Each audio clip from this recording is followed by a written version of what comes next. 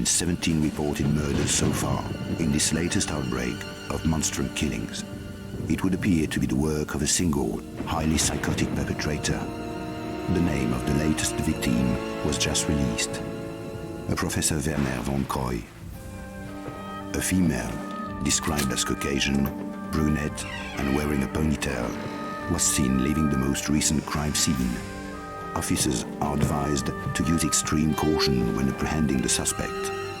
At present, nothing appears to link any of the individuals involved. There are no known survivors of these attacks so far.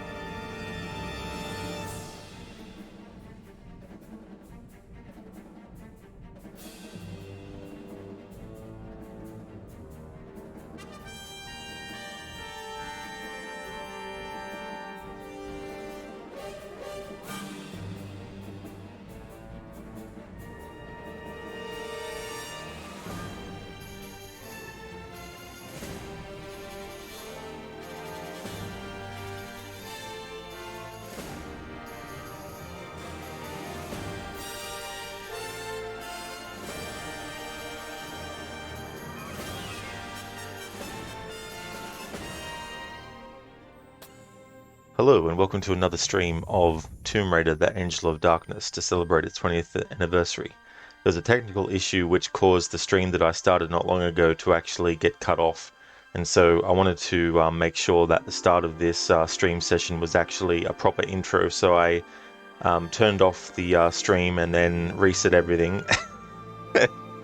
So here's take 2 of part 2 of my playthrough to celebrate the game's 20th anniversary.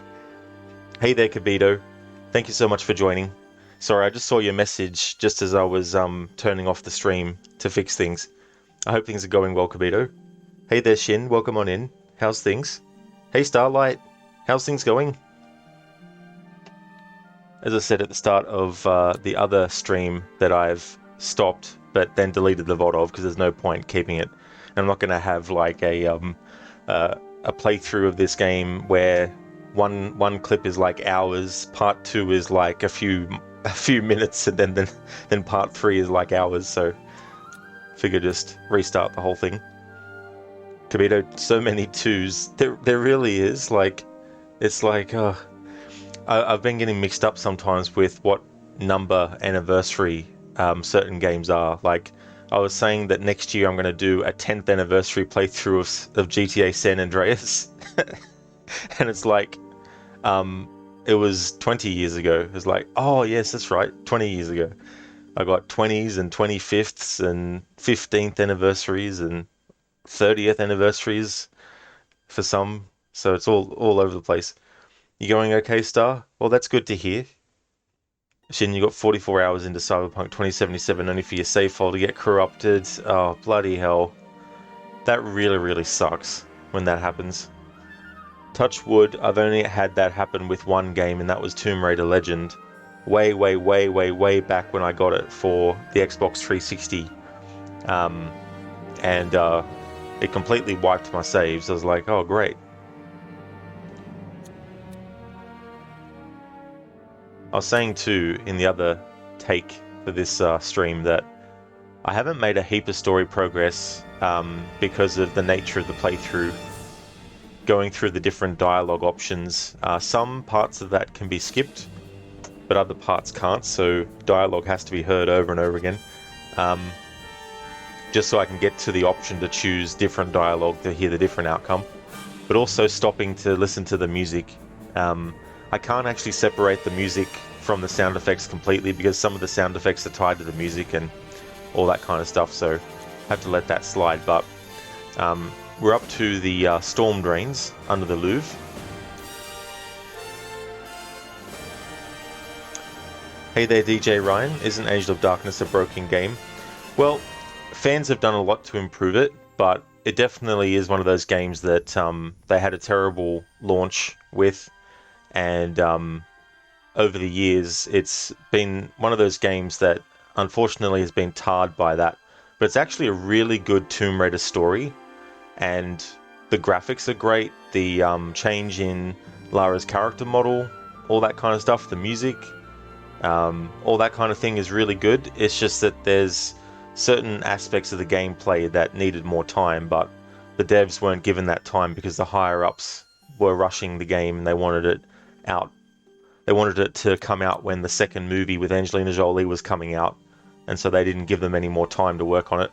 Plus, the original team who had worked on the Tomb Raider games previously weren't assigned this game straight away. They had to work on the fifth entry, which was Chronicles, while a new team was assembled that didn't have any experience with the Tomb Raider games to start production on this.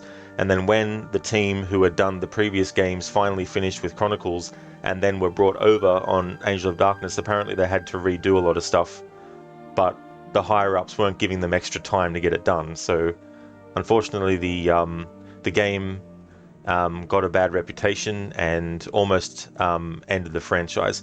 Although, when you actually look back at it, it was only a 3-year difference. The next game in the series came out 3 years later, so it wasn't a big, massive jump of time. It wasn't like this game came out and then 10 years later the next Tomb Raider did.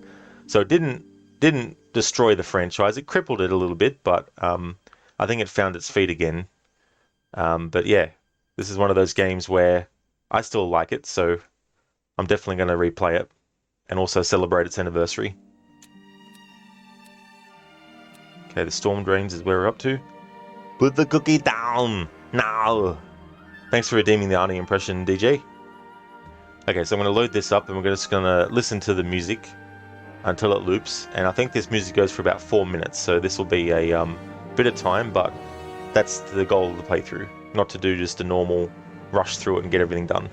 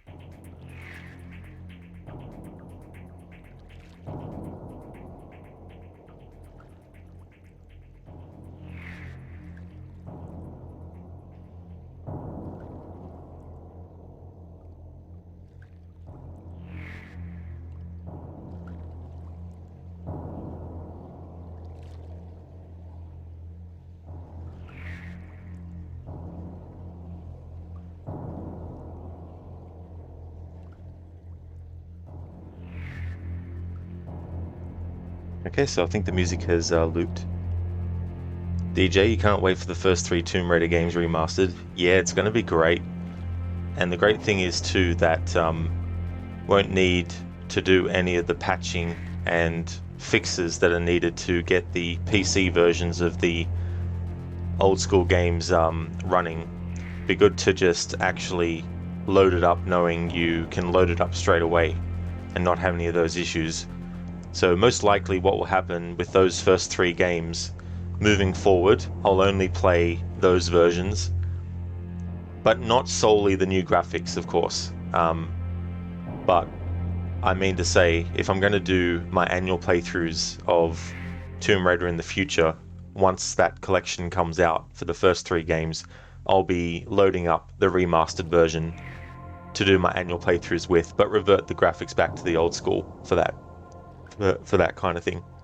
But yeah, it'll be good to have those first 3 Tomb Raider games on systems that are more modern, so that people don't have to spend weeks trying to get the PC versions to run. Shin Games Radar Plus made a list of Assassin's Creed games in order of worst to best, only to screw up on one of them. They claimed Assassin's Creed Bloodlines was released on PC, PS3, PS4, Xbox 360, Xbox One, and Switch, when it was only released on the PlayStation Portable. That's true, yeah. I don't know where they got it from, that it was on all those other systems, but yeah, it was a PlayStation Portable exclusive Assassin's Creed game back in 2009. It hasn't even been bundled with any of the main entries in re-releases or anything like that, so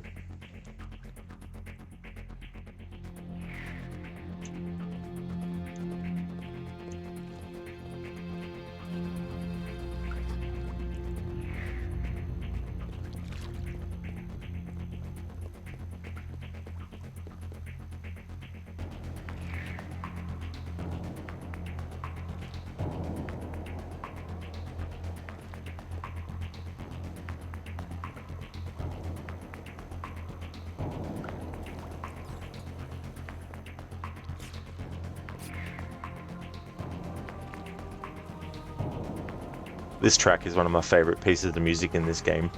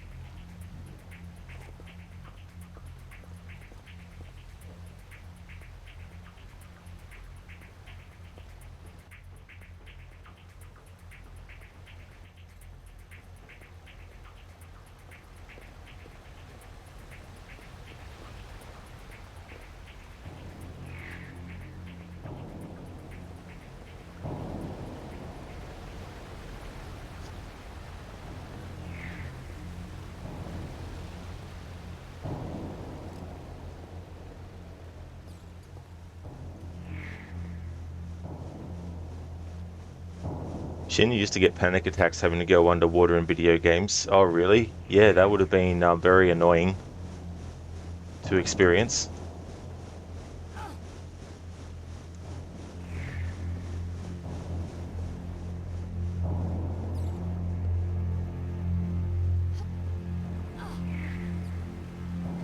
That drain pipe will take my weight.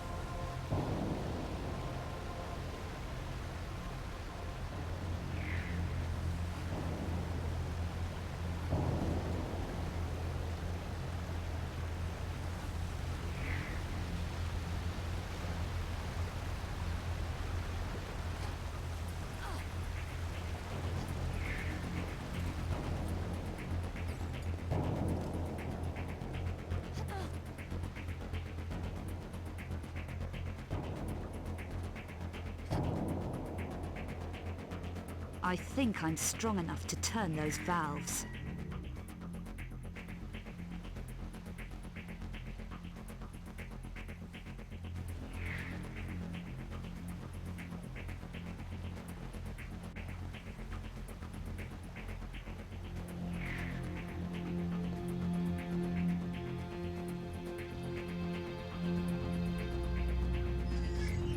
Hello there, Stan. Welcome on in. How's things?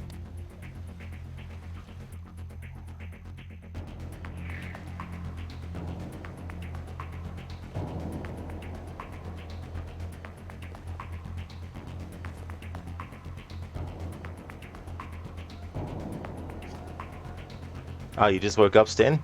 Well, I hope you had a good sleep.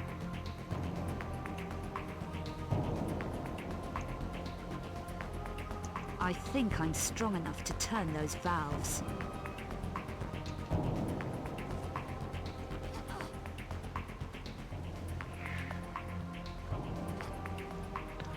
One of the reasons I love this music is the incorporation of the Tomb Raider theme into it.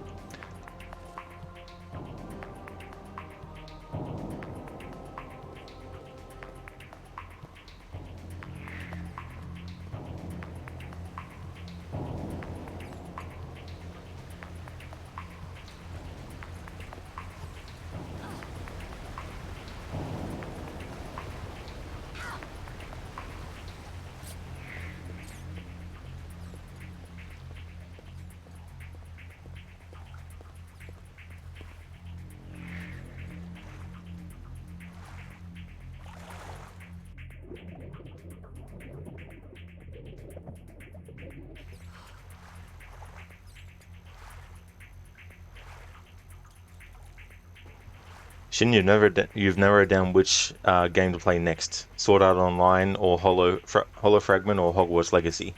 Well, best of luck choosing between the two. Stan, apart from 4 a.m. food wanting cat interruption, it was okay. Oh no. Cat is like, you've had enough sleep.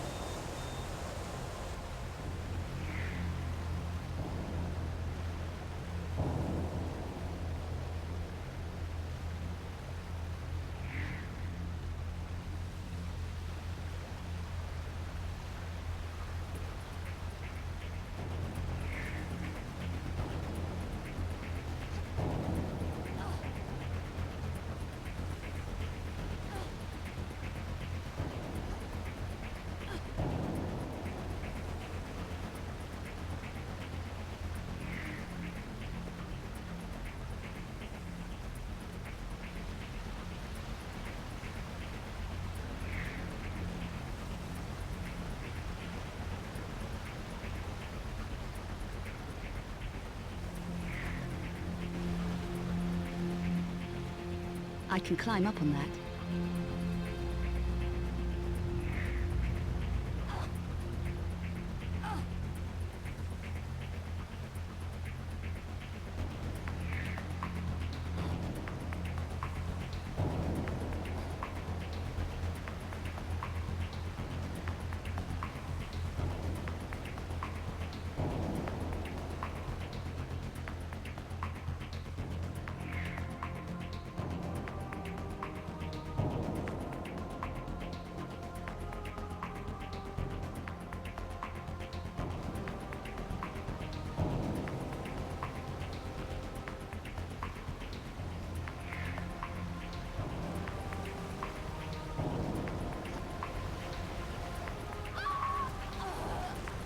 Jesus Christ, Rod, what are you doing, you idiot?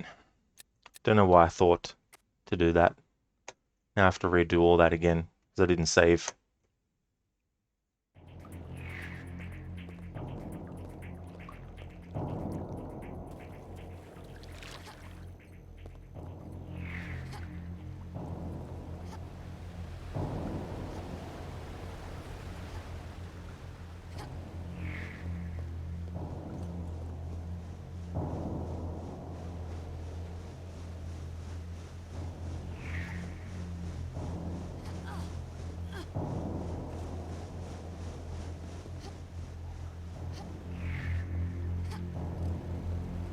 That drain pipe will take my weight.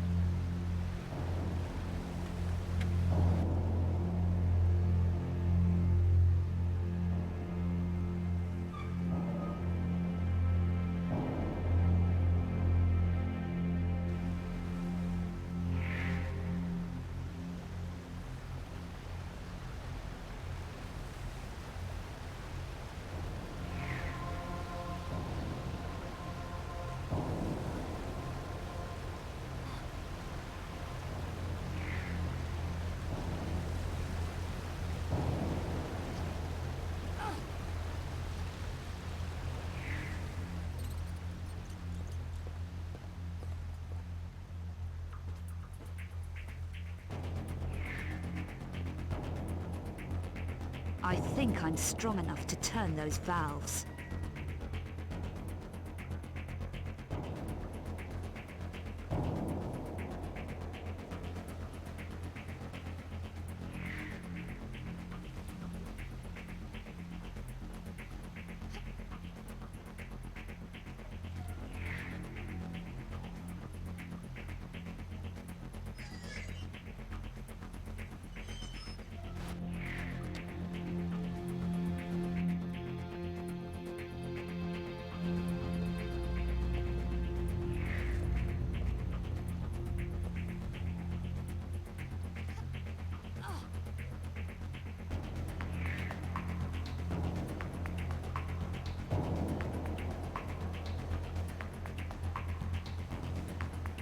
I...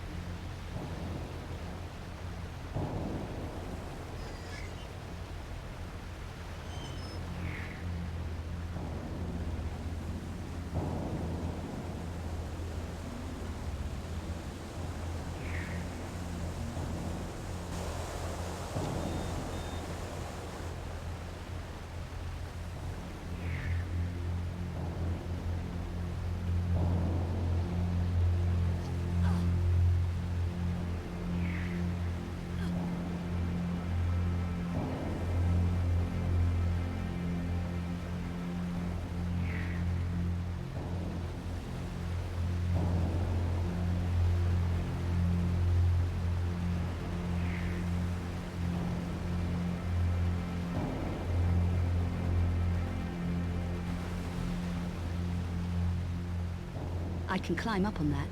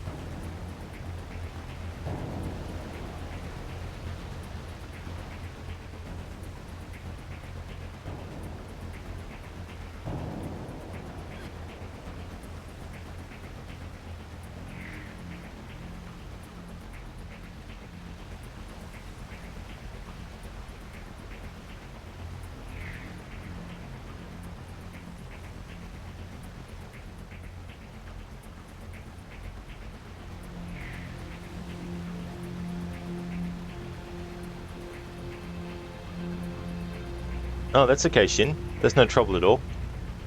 I hope you can choose which game out of the two that you've narrowed it down to.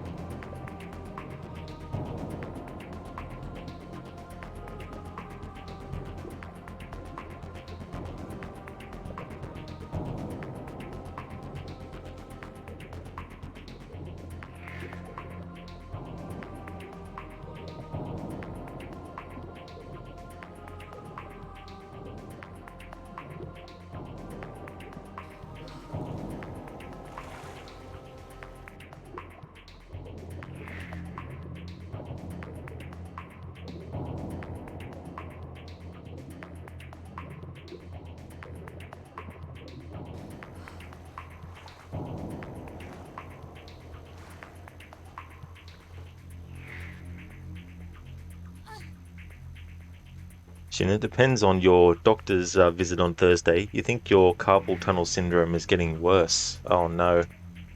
This is what you don't need to have happen.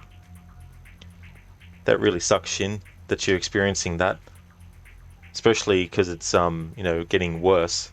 I mean, it's not good on its own, but for it to get worse is not good. Hey, Moon Merchant! Welcome in. How's things been going?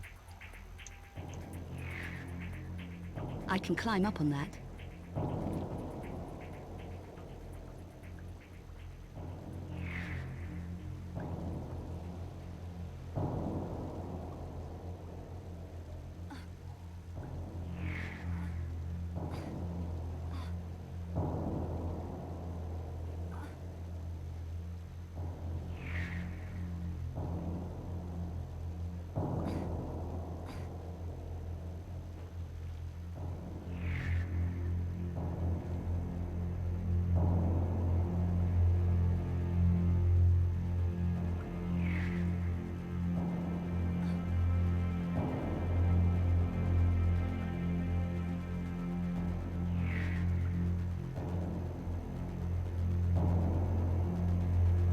Oh, that's great, Moon Merchant. That's awesome that you're doing good.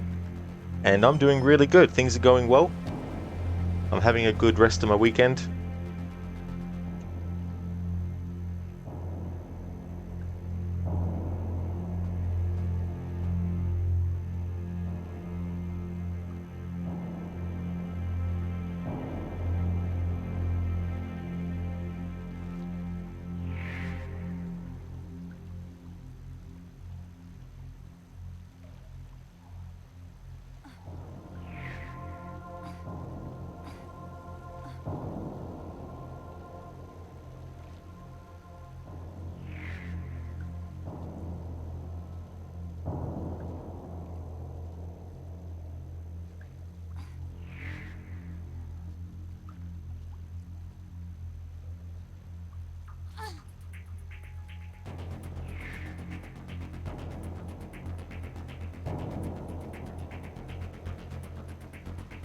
think I can make that jump.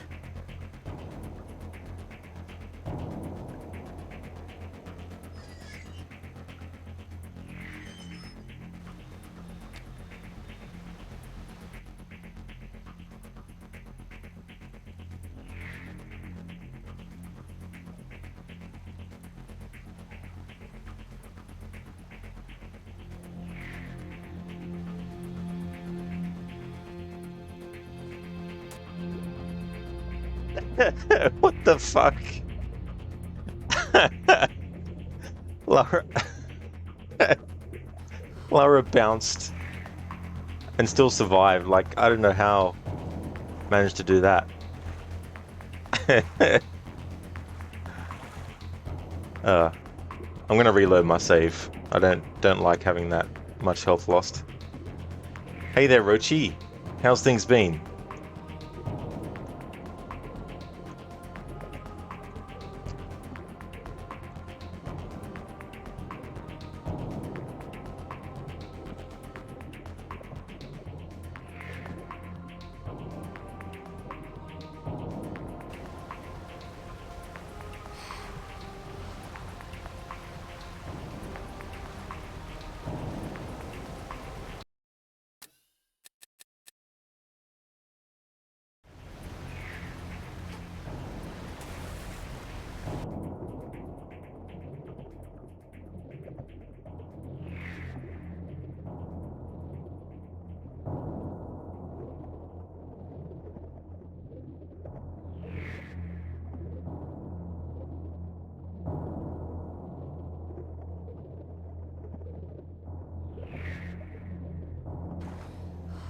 Oh, I got you, Rochi. Very busy. That's fair enough. That's for sure. Well, I'm glad you're able to see some of climb up on that. me playing this game for its 20th anniversary. Started it last week. Doing all the different dialogue options, showing the different outcomes. Plus, stopping and listening to the music when we get to music we haven't heard yet in the playthrough. Oh my god. Alright, I'm gonna start saving more often.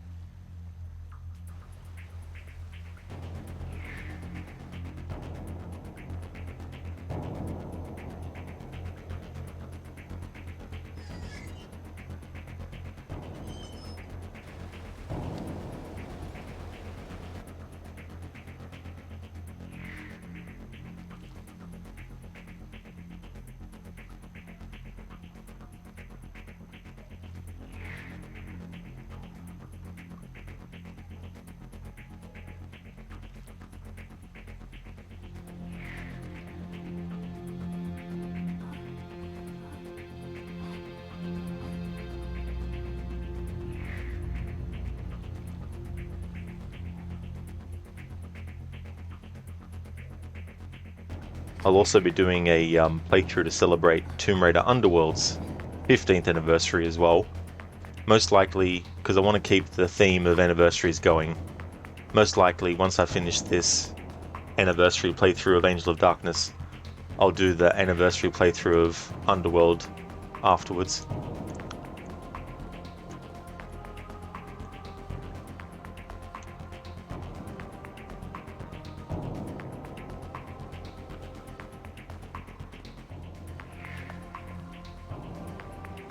I mean, there's probably some anniversaries of games in the series that I've actually missed as well.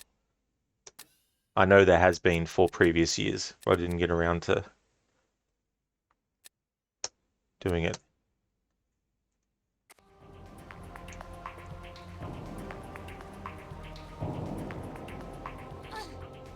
But there's just so many games that I play throughout a year.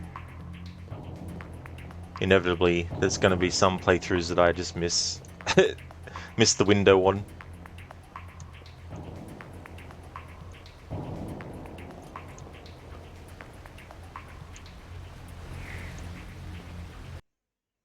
Okay, when did I save that? I probably saved it after I got down. Hopefully I saved it before. Good.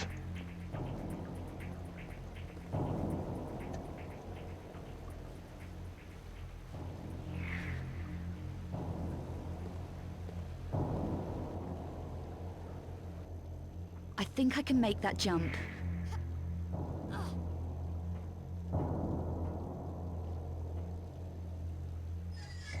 While you're here as well, Rochi, with Tomb Raider next year, I'll still be doing Tomb Raider streams, so I'm not doing any, but I'm going to be taking Tomb Raider streams off the schedule as part of doing a Tomb Raider stream every week of the year, because I've done it for a few years in a row now, and I really want to free up more days to just focus on one game at a time. So I'm doing the same with Assassin's Creed. Next year, Assassin's Creed streams won't be every weekend throughout the year. I'll still do them, but it won't be constantly doing them all throughout the year.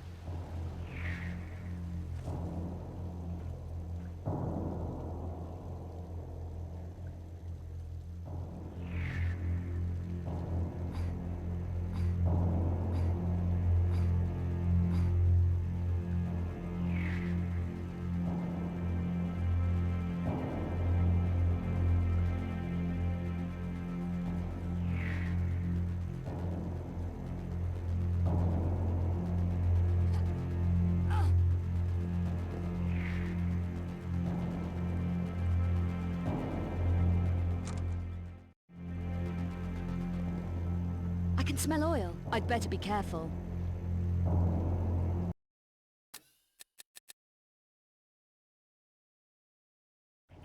Rog, you idiot!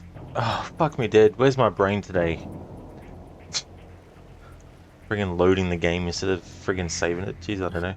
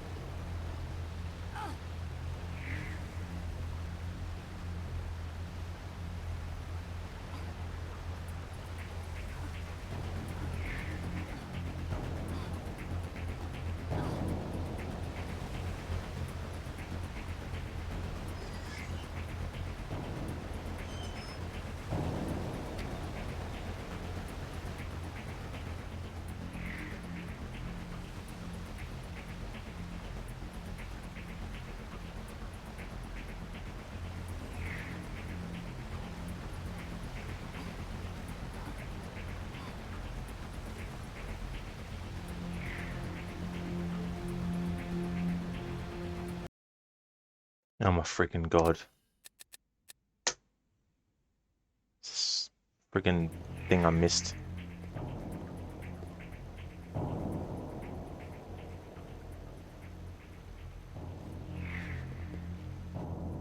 I think I can make that jump.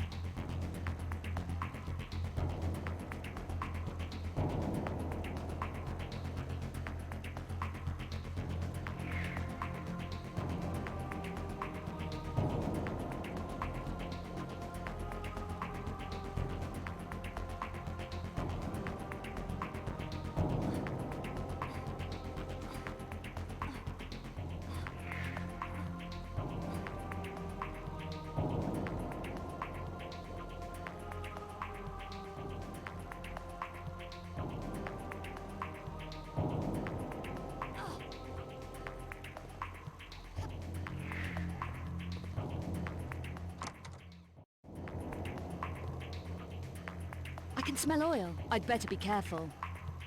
All right, now. Down to select save game this time, not load game.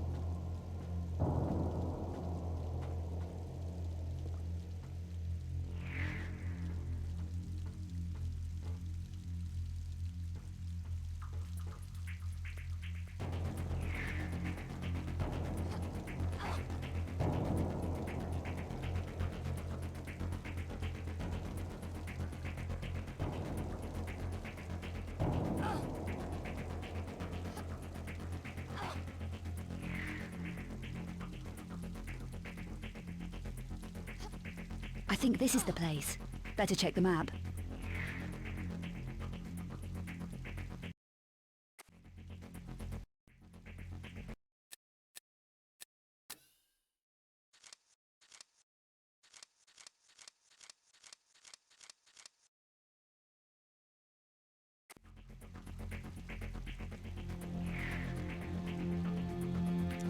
Dive, girl.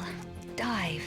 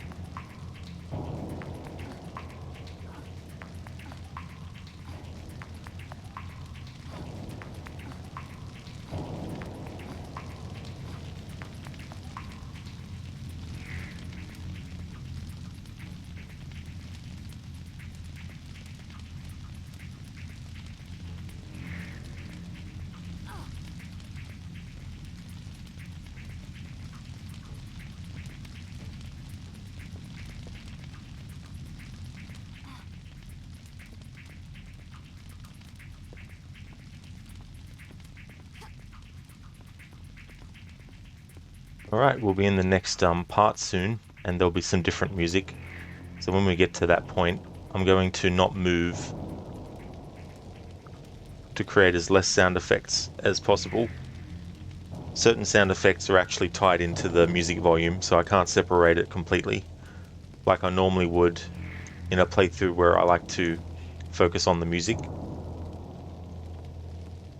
Rochi, you love this level? I like the idea of it. The music is really good in it. This is probably my favorite bit of music in the game. Plus I also love the part where the Tomb Raider theme, or a variation of it, kicks in. But yeah, the idea of breaking into the Louvre by going through the storm drains and all that kind of stuff. Stan, will you be very, very quiet? There's a wabbit about. I sure will be. In fact, let's make Lara sneak. Be very, very quiet. There's a wabbit about.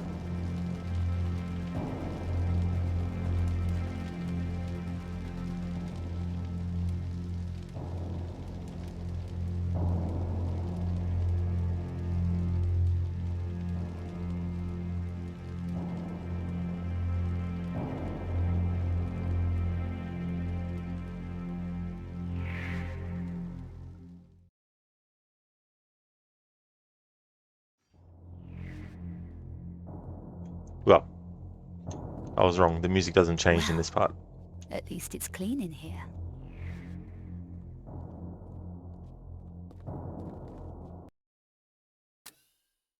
Sorry, Lara, I talked over you.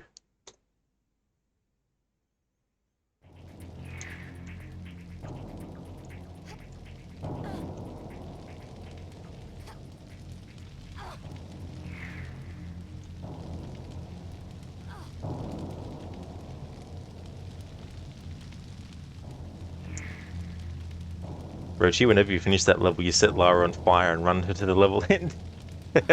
She's like, I really need to get through to this next area. Otherwise I'll burn away.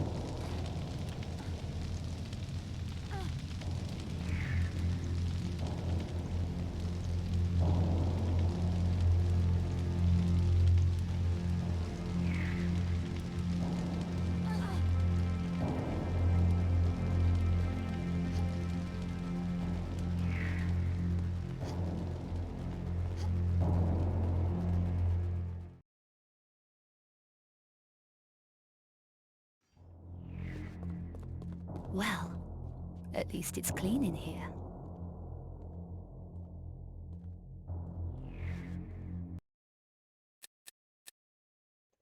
As I go through, I'm also reading notes that Lara might make.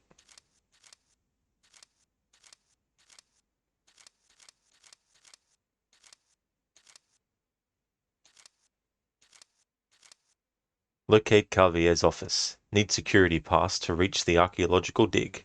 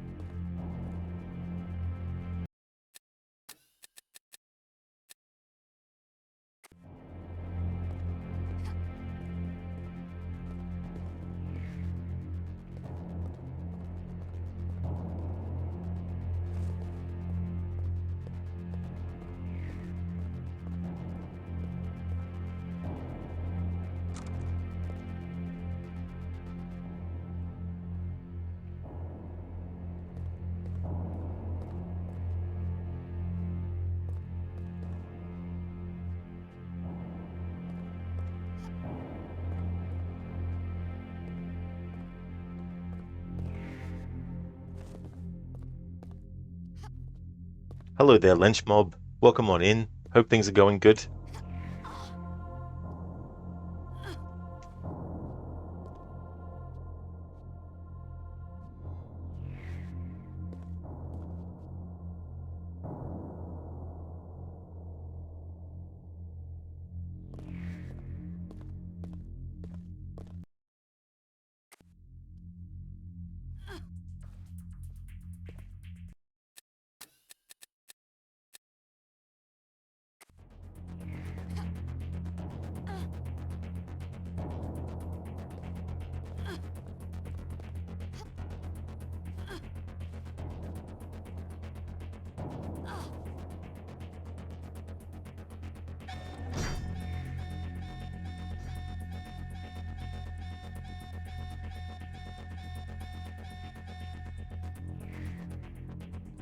Well, may as well take this opportunity to show what happens if you make the alarm go off.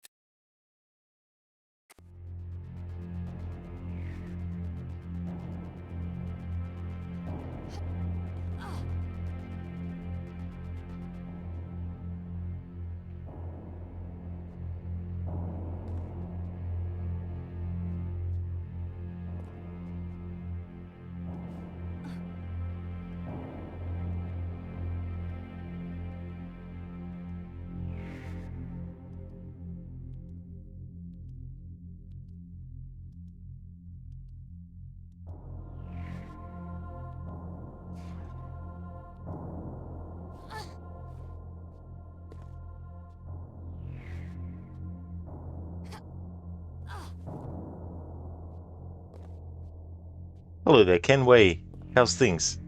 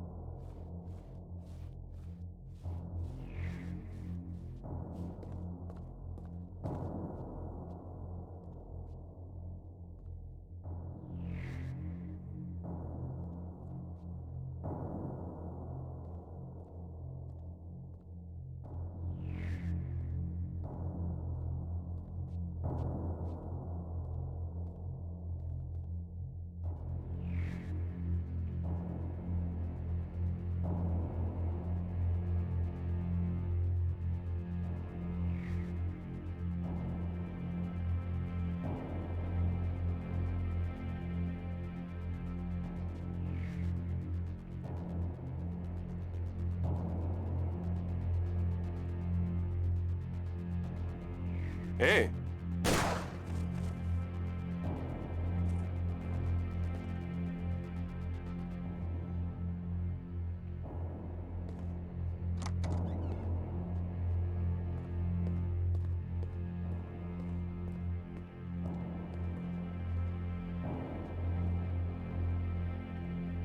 Because there wasn't a clear path behind the enemy to do the takedown, Lara won't do a takedown on an enemy that is positioned like that. Plus, she can't do takedowns on enemies that are moving. They have to be stopped still and enough room for the animation of pulling them down and punching them to be able to play.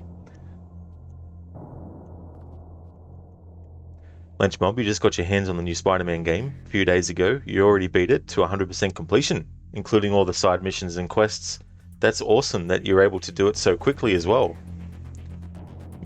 Pardon me, once again Insomniac Games ups the ante from their previous and proves PlayStation can still tell a good story, because when a cutscene was playing, you found jaw-dropping because you couldn't believe what was being shown on your screen. Your opinion, your rate on it is 10 out of 10 and recommend you play it when you get the chance. Absolutely. The first Spider-Man game that they did looked really, really good, and I've seen it played a bit, and I know it's a game that I'm going to enjoy based on that. There's just some games where when I actually see it being played, it's enough for me to know whether or not it's going to be one that I'll enjoy. And my plans with that game is to do a marathon of Spider-Man games leading up to it, just to make a bigger thing of it than just play the newer ones, because Spider-Man is one of my favorite Marvel characters, and it would be good to revisit some of the really old games that were made based on Spider-Man that I haven't played for a very long time. I'm talking like on the NES, there was a Spider-Man game called Spider-Man and the Sinister Six. I want to replay that. Spider-Man and the X-Men vs. Arcade. I want to replay that. Then there's the Spider-Man PS1 games. I want to replay those. And then I want to replay Spider-Man 2, based on the Spider-Man 2 movie with Tobey Maguire. Then I want to play Spider-Man Web of Shadows, which was a game that used the same engine as Spider-Man 2, and I found it to be quite a good game. Back then anyway, I don't know how it's aged since then. So I'd like to play through those games in the lead up to actually playing the new Spider-Man games. So they're definitely on my to get to list eventually. Glad to hear that you enjoyed it, Lynch Mob. That's awesome. Star, the game was awesome. You got to really good. Excellent. That's good. That's good that they're doing a great job with it. It'll be good to see what they do with their Wolverine game that they're doing as well. St. Angeles, did you just murder an innocent museum employee? Yeah, I forgot that I hadn't equipped Lara with the non-lethal rounds that you can actually have, which I should switch back or switch to, because I don't want to waste the ammo, although I think there's a point in the game later anyway where you lose certain weapons.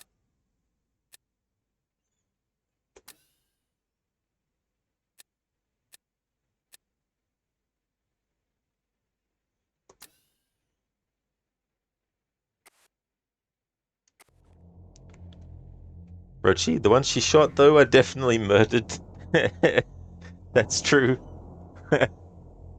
They are definitely gone. That's for sure.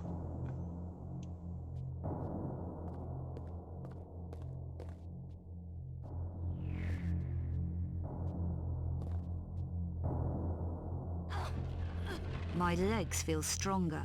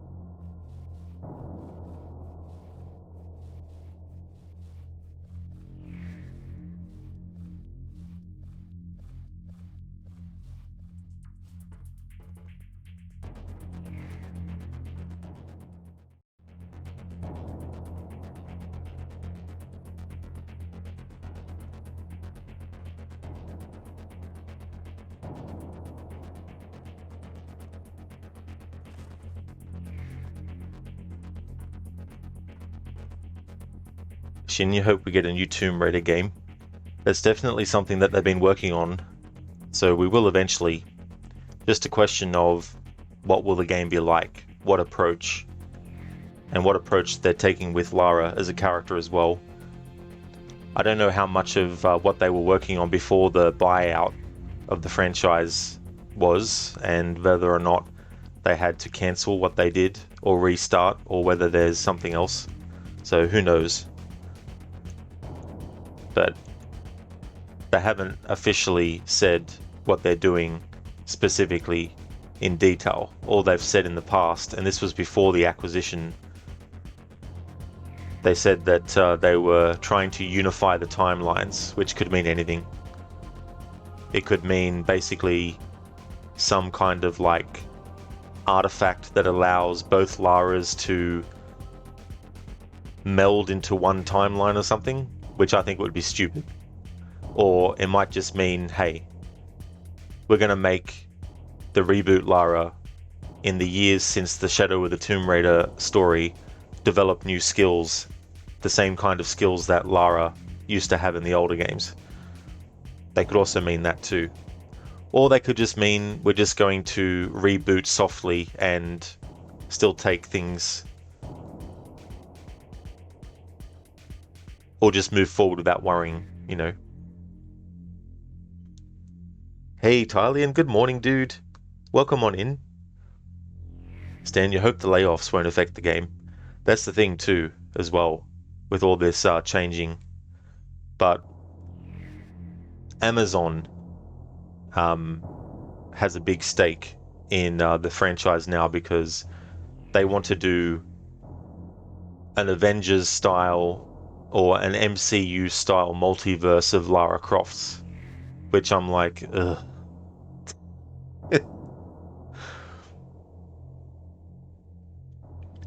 In the new game, Lara's going to shoot laser beams from her fingertips and lightning bolts from her eyes.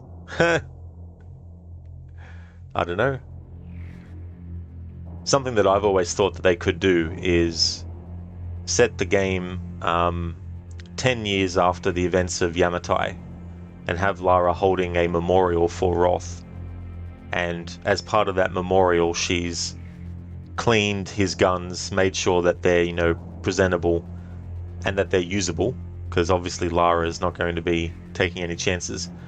And she has them on display at the feet of a Roth statue that she's had erected in his honor in the years since.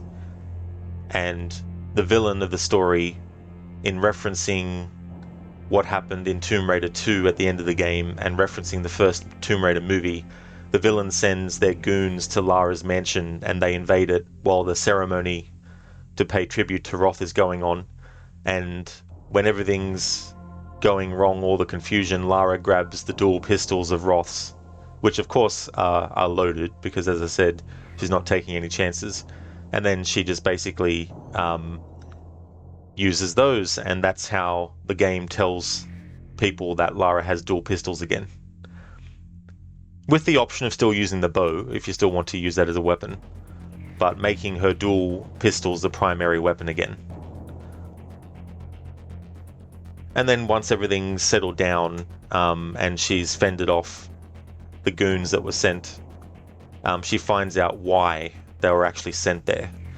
And you could you know, come up with whatever thing there. But I thought a good setup for it would be set it 10 years after the events of Yamatai. Lara gets everyone together that she can, and hell, even make it like a reunion between her and Sam as well, to mend things about what happened in the past.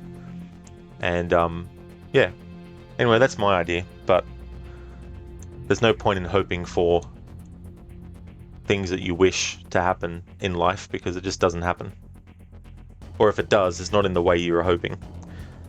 Lenchmob, you hope they make another Tomb Raider game and a new Uncharted game. They're both your favourite Treasure and Explorer games.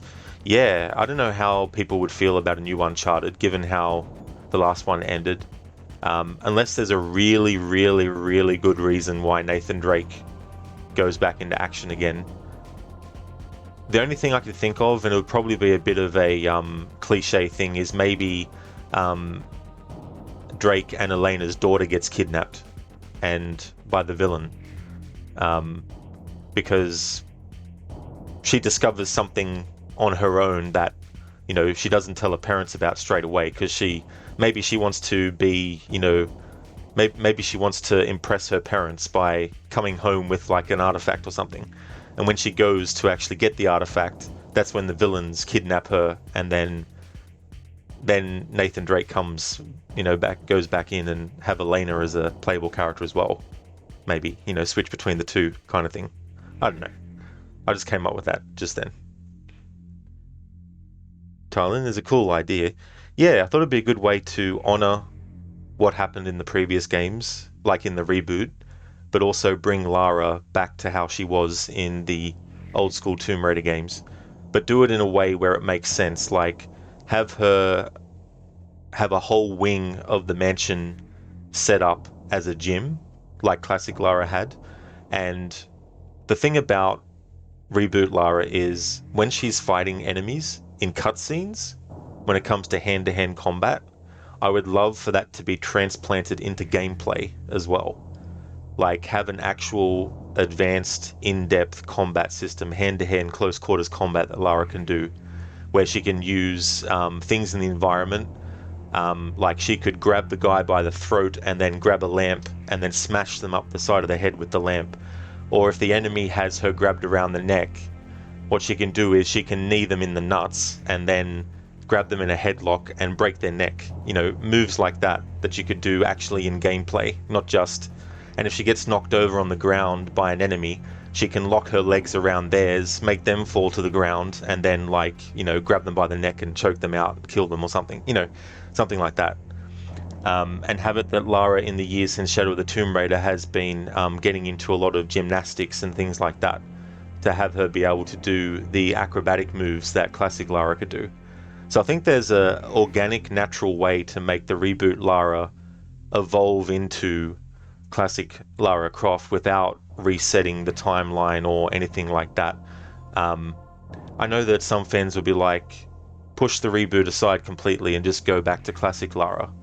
And don't get me wrong, if they said that's what they were going to do, I wouldn't be against it. I would definitely be for it. But I just don't see them doing that. And when they say unify the timelines, for me that would be the best way to achieve that goal. To unify the timelines is not a literal unifying where they do some magic artifact, switches the timelines or molds it into one, something like that. Because I think that's a bit expected, you know. But to do something different and more organic would be a better idea, kind of thing. However, the next media that will have Tomb Raider, or will have the reboot Lara in it, will be the animated series that Netflix will be releasing. I think it's next year when that comes out. Hayley Atwell is playing Lara in that one.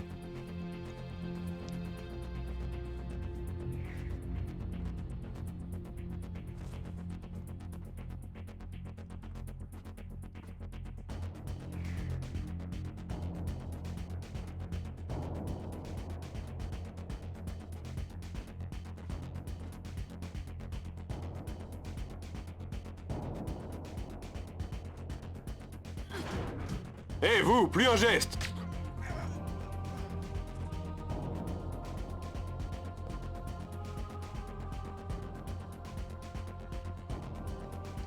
The days in games where enemies would just blink out of existence. Not load game. Shit, I don't want to do that again. I accidentally did a load game earlier.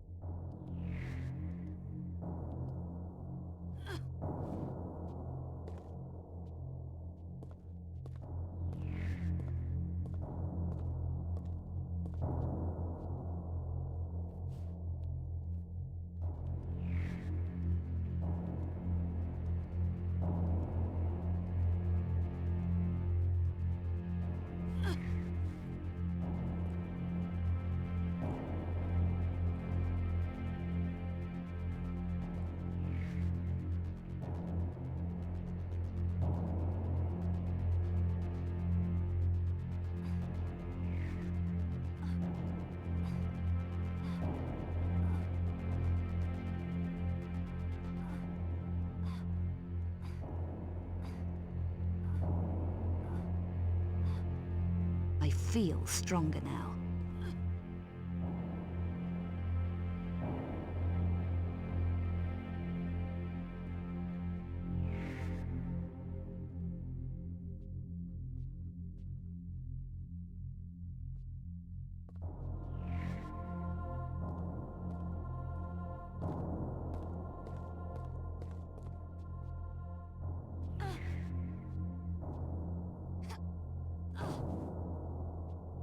Wench Mob lol, you would have never thought of that as an Uncharted story, because you can see that happening to Nathan's daughter. You just hope if they do one, they don't kill Sully.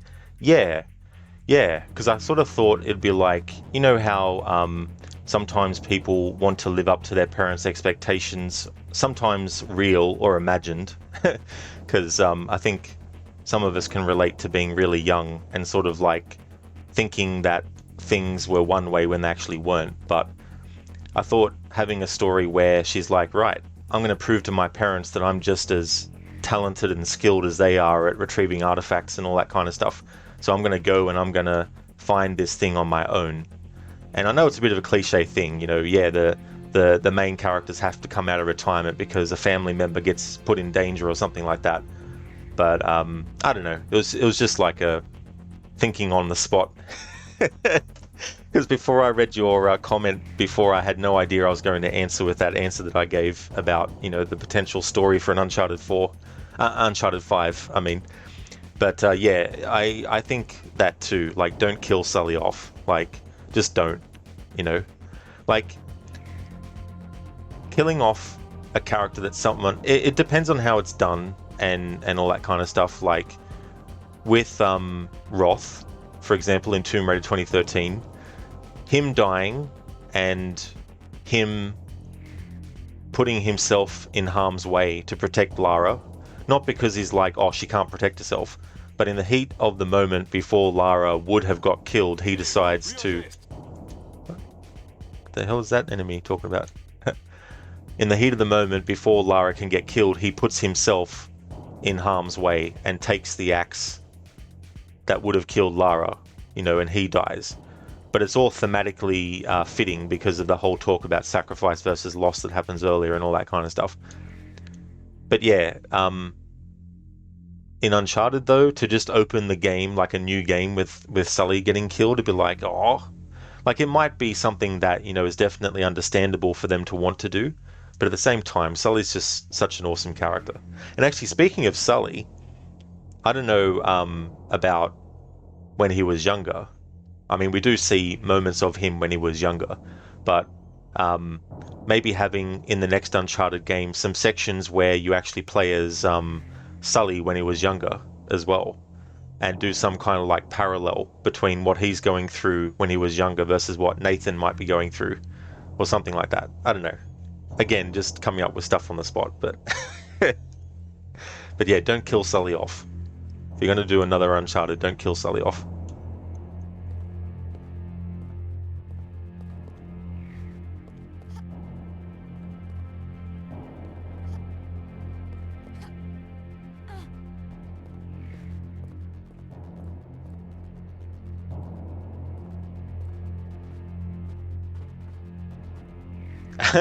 Darling, you mean you play as Mark Wahlberg? Mark Wahlberg, not Sully. I still can't believe they cast him. Now, don't get me wrong, it's not like I hate Mark Wahlberg or anything, but if they were going to cast someone to be Sully, if it had to be him, at least have him right from the get-go having his mustache. You know, don't leave it as like a after credits scene gimmick for a sequel.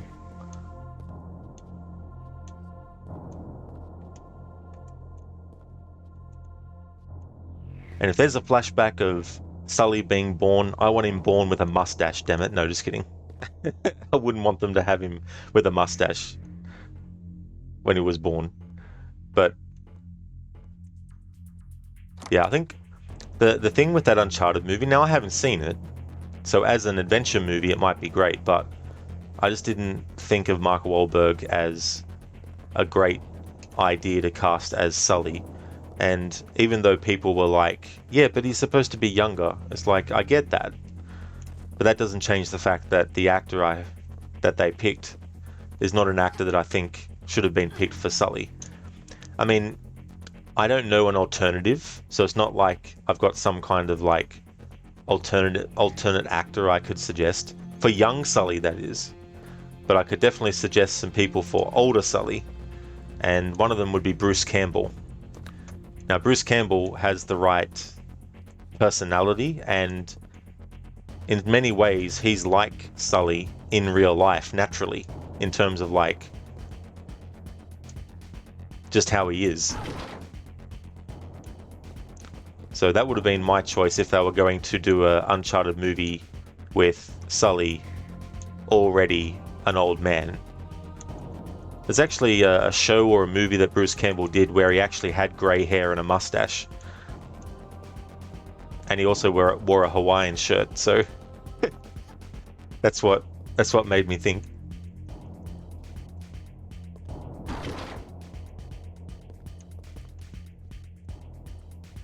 Totally, it's same. Yeah, it's like, come on.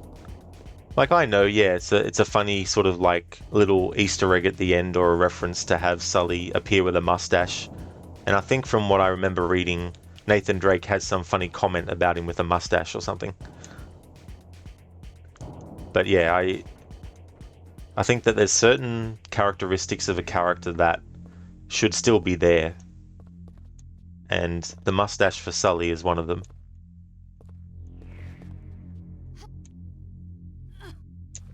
Menchmob, he should have had his mustache and grey hair at least. That's true, you know, that's definitely true.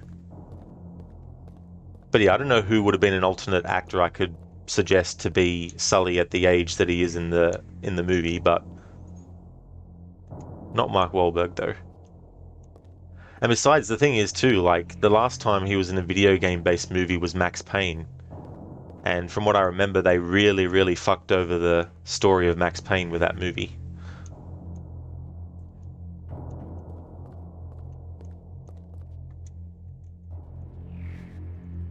No, damn, give it a watch, just lower your expectations to 0 and you enjoy it for sure.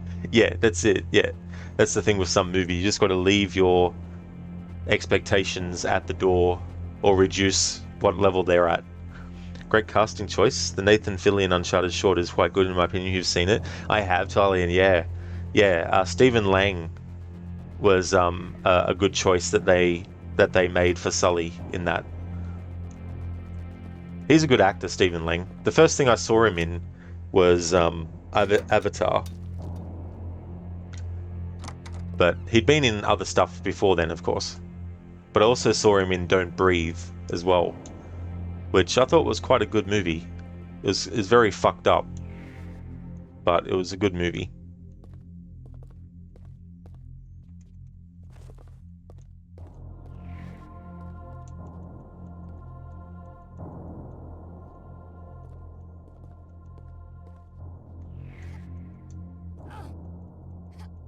There we go, Lara. I knew you could do it. I believed in you. I knew you could get up there.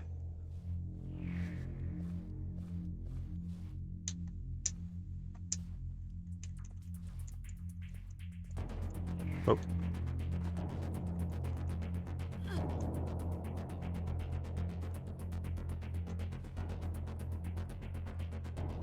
Let's save it, just in case.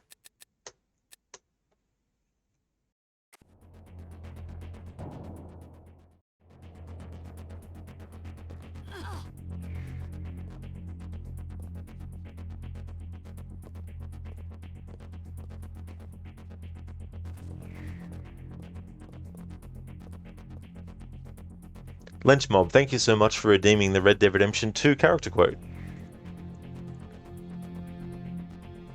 That was one of the channel point rewards I had actually forgotten to reactivate after I had it deactivated for a while.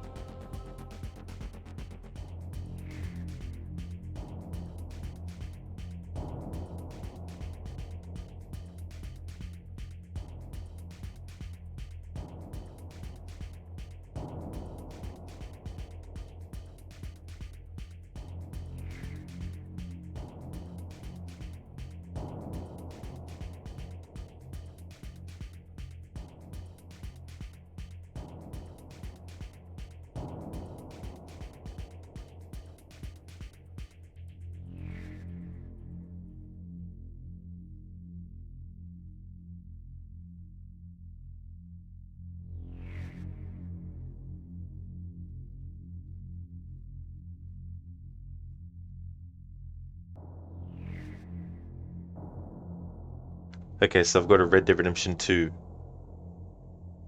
With all due respect, Dutch, is this Tahiti plan really going to work out?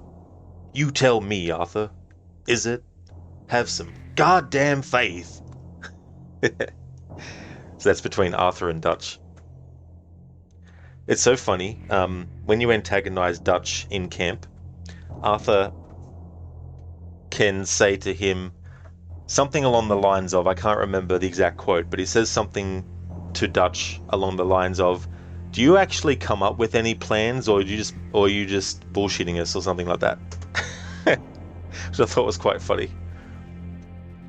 Darling, you still have no idea how Max Payne movie turned out, how it did when it could have been so much more like the game, etc. Yeah, that's the thing, right? Like, thinking that certain video game elements of a story or the world that's created won't translate to movie, so they need to get rid of it, or change it, is something that is a bit beyond me. Like, if you're going to do a movie based on a video game, let's say you're going to do a movie based on a video game that's an RPG, right? You're not going to have the character at every moment they find something on the ground stop, have a look at it, look into their inventory. I don't think I can fit this in my inventory because it's heavier than what I have left in my pack to carry. So if I carry that, then I won't be able to move and then put it down. You're not going to put that into a movie, right? But what you are going to put into a movie is a character finds a chest. They're going to open it. They're going to find something inside it that's of value, right? And that thing that's of value ends up becoming something that's very important further down the line, because there'll be a situation where maybe they can use that item to get out of a sticky situation.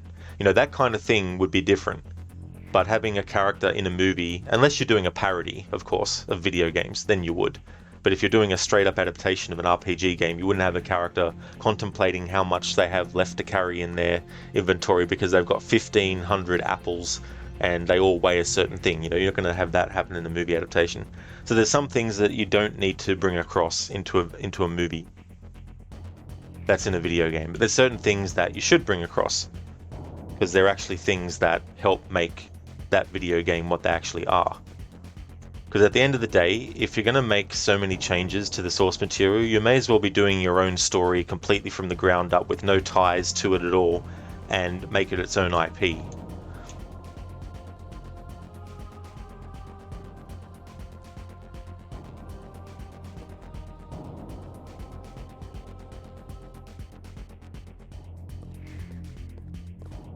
Hé, vous, plus un geste!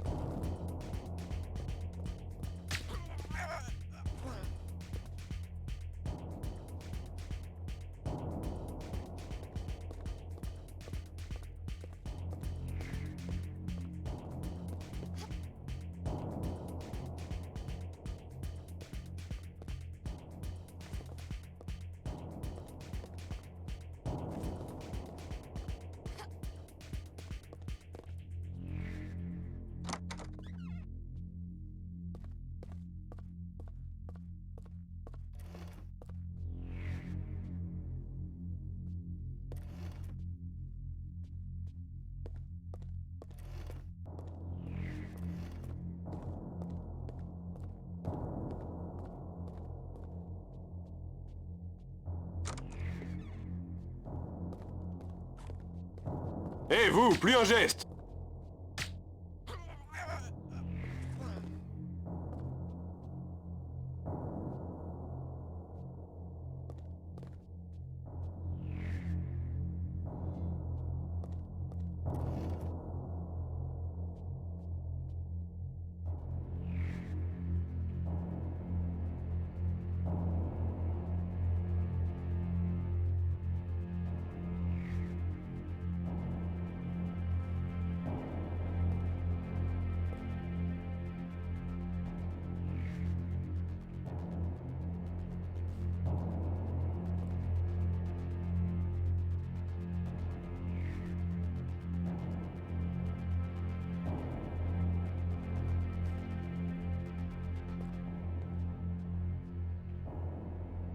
Well, Mademoiselle keeps a tidy office.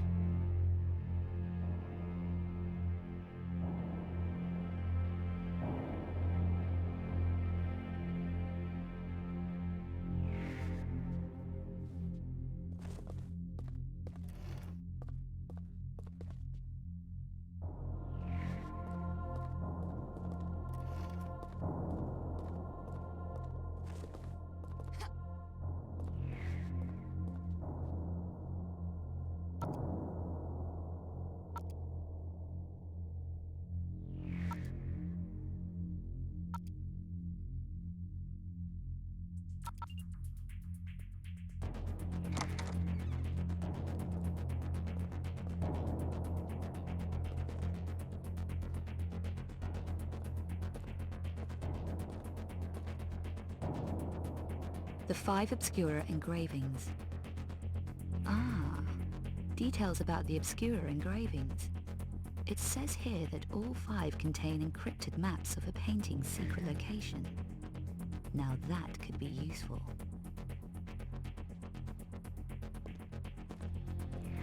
Obscura paintings. There's information here on the Obscura paintings. It says there were 5 images painted on thick wooden bases, like Russian icons, I guess. They were created by the black alchemist Peter van Eckhart in the 13 or 1400s. Together, the 5 paintings hide something called the Sanglyph, or the blood sign. I wonder what that does. The paintings were seized by the Lux Veritatis from Eckhart and painted over with religious imagery. I wonder who the Lux Veritatis were. It says each painting has a metallic symbol of power built into it. So that's why Eckhart wants the paintings.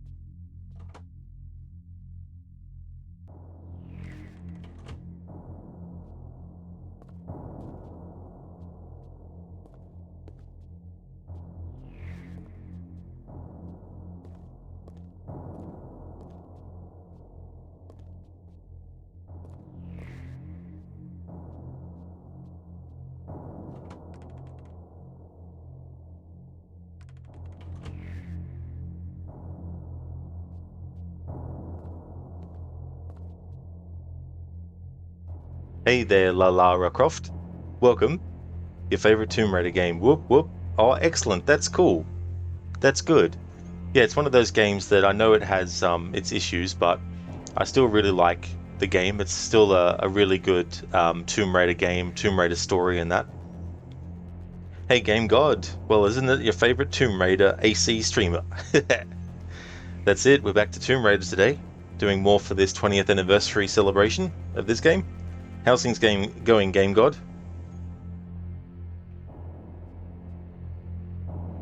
Brother Obscura. Here's information on the artist who painted over the original images, Brother Obscura. It says he was ordered to disguise the Black Alchemist paintings with religious imagery. Then the paintings were hidden. He made secret copies of the paintings, sketches, and hid them too. They became known as the Obscura engravings. Game God, you finally got AC Mirage and going to play AC Mirage at a snail pace. Oh, that's good. That's a good way to play it too as well. Explore the game, find the ins and outs of it as well.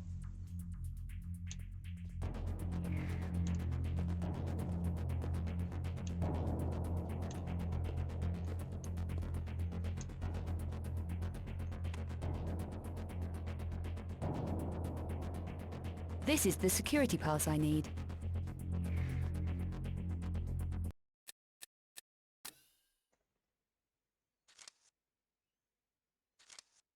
Get access to the archaeological dig at the second buttress.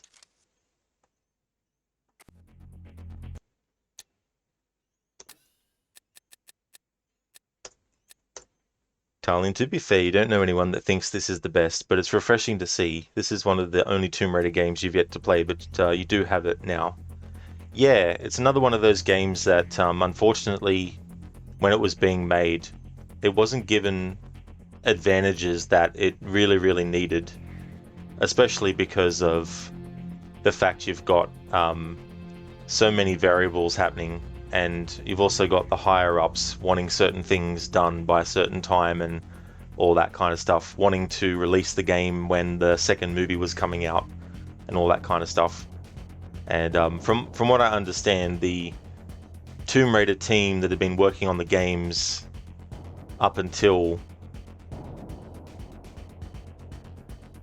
they started working on this one, they were assigned to Chronicles, of course, to do that game, while a whole new team was assigned to Angel of Darkness.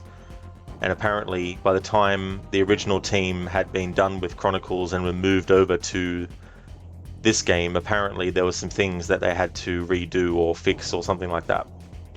So I think it would have been a wiser decision to give Chronicles to a new team and get them to do that game, and get the veterans of the franchise working on this game from the get-go. But it wasn't just that, though.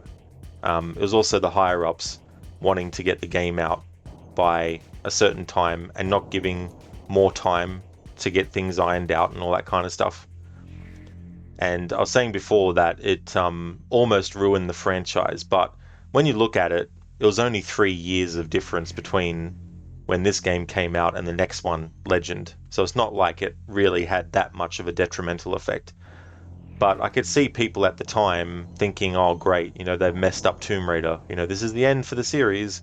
They've hit a wall now. But didn't end up happening that way. I was just having a good weekend. Lara, things are going well. Plus doing a stream of this is always good as well.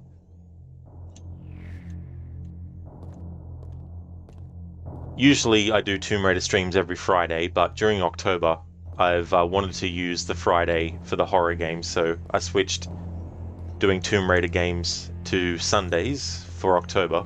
But once October's finished, I'll be doing Fridays again for Tomb Raider streams.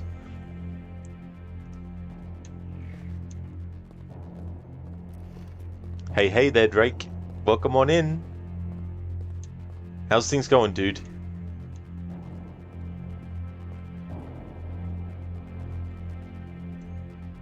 Ah, cool, Lala. I can definitely do that. It's funny, there's a game series called The Adventures of Lolo. And in the first 2 games, the princess had been kidnapped, as happens. And the princess's name was Lala. And then in the 3rd game, you could actually switch between the 2 of them. Drake, you're an ancient relic of the channel. You've been here since before the channel began, in one form or another. During work, not so good. When seeing Rod stream, lots of good things. Well, that's good, Drake, that you have some kind of way to get out of the frame of mind that you need to be in when you're working and having to deal with anything that pops up, and just be able to chill out with something that you can enjoy. Yeah, Lala, it was actually funny because I hadn't thought about it until you mentioned to just call you Lala. Because actually they were puzzle games, and they had various enemies that could one-shot kill you, and you had to solve block moving puzzles, but also you had to solve puzzles with water and all that kind of stuff.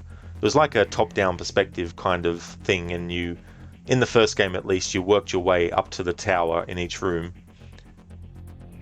Stan, a princess is kidnapped in a video game? I know, right, Stan? That has never ever happened before in the history of gaming until The Adventures of Lolo. Drake, you're starting to understand RDR2 compared to your first playthrough on the console.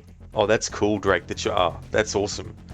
Yeah, that's the thing too. When you pardon me, when you replay a game like that, it's definitely cool to be able to pick up on stuff you might not have before, or basically have a different understanding of things.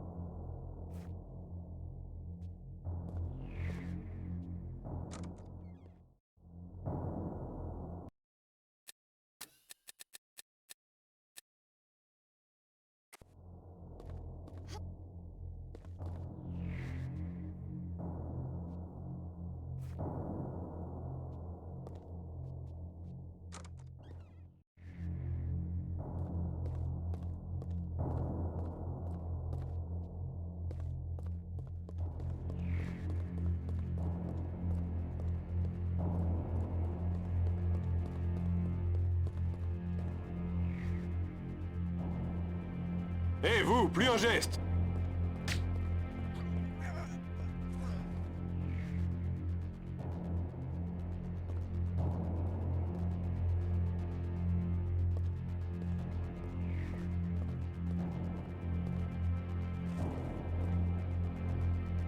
Drake, to be honest, just seeing Dutch as a fallen leader and a shadow of his former self, pretty much he became something that he hated to be. Dutch, get Micah out of jail. No reaction. Arthur gets John out of prison. I had a plan, Arthur. That's true. Exactly. And the thing about Dutch is that early in the game, he actually wants Arthur and other gang members to actually go out there and do what they need to do, right? And then he wants them to go into territory, by the way, that they're wanted in, shoot on sight to go and rescue Sean. And Dutch is fine with doing that then. How much time passes between Sean getting captured and them actually going to rescue him? And in that time, Sean could have been killed at any point, right? So you would think that he'd be like, shit, we need to get John out of prison as soon as possible, you know? But he doesn't, because he is mistakenly thinking that Abigail had something to do with the bank job going the way that it did, and sort of like became accusatory of him and John Marston as well, you know? And so for Arthur to go out of his way to rescue someone like that, Dutch is like, what are you doing? I didn't tell you to go and rescue him yet. And then he said to John's face, you know, it's like, I was going to send for you, you know? And at that point, Dutch is just completely not who he at least fronted as earlier in the story, because Arthur and Sadie, they talk about, you know, what happened to Dutch, and then you know, Arthur says something along the lines of like, maybe he was like this all along, we just didn't see it, or something to that effect as well. Drake, Dutch's hypocrisy is beyond Michael's. Yeah. Yeah. But that's the tragic thing about him as a character, because I think he did have potential to follow through on being a great leader, but and you see this in how they react to his speeches later on in the game. You look at his speeches early in the game and they're attentive, they're all standing in front of him, they're all, you know, buying what he's selling with his speech. But later on, he's trying to give his speeches the same energy that he did earlier in the story, but the people just aren't there. Like there's hardly anyone listening to his speech, and he's still going on like people are, and that's when you really see how things have actually changed. But the thing about Dutch is he sees that as them changing, not as him changing, because he has changed throughout the story as well. But he's too blinded by his superiority complex and his idea of wanting to be this leader of people that he just doesn't want to admit that maybe there's something that he did or that he could have done better.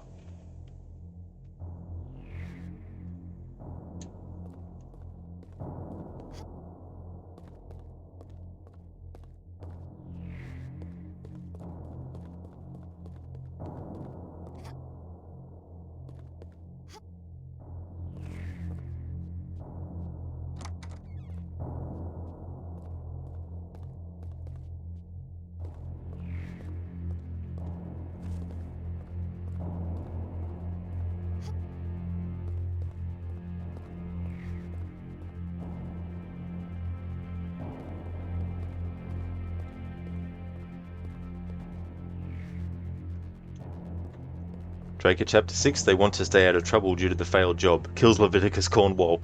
Exactly, Drake. That's the thing, right? Like, he thinks that that's the way to do things, right? But he just, and that's the other thing. The whole gang is really directionless, really, because Dutch is like, just go out there and do what you want to try and get us money. And the problem with that is, and it doesn't immediately become apparent early on, but it especially does in the chapter with the Braithwaites, is that having the gang split off and do their own thing ultimately ends up in things going wrong because they start doing things that crisscross over the other and cause problems. There's no actual concentrated leadership from Dutch. Like Dutch isn't saying to one gang member, okay, look, I want you to focus on anything that you hear the townspeople saying. I want you to listen in to see if there's any, houses or anything like that. And he could have said to one other gang member, okay, what I want you to do is I want you to case the businesses in the town. I want you to go around and see the ins and outs and see any, things. And then have some other gang be like, right, I want you to look at the law enforcement in the town. I want you to do research on their patrol routes, anything like that, Give them jobs and tasks to actually do instead of just going, go out there and makes me some money, without any sort of direction or leadership.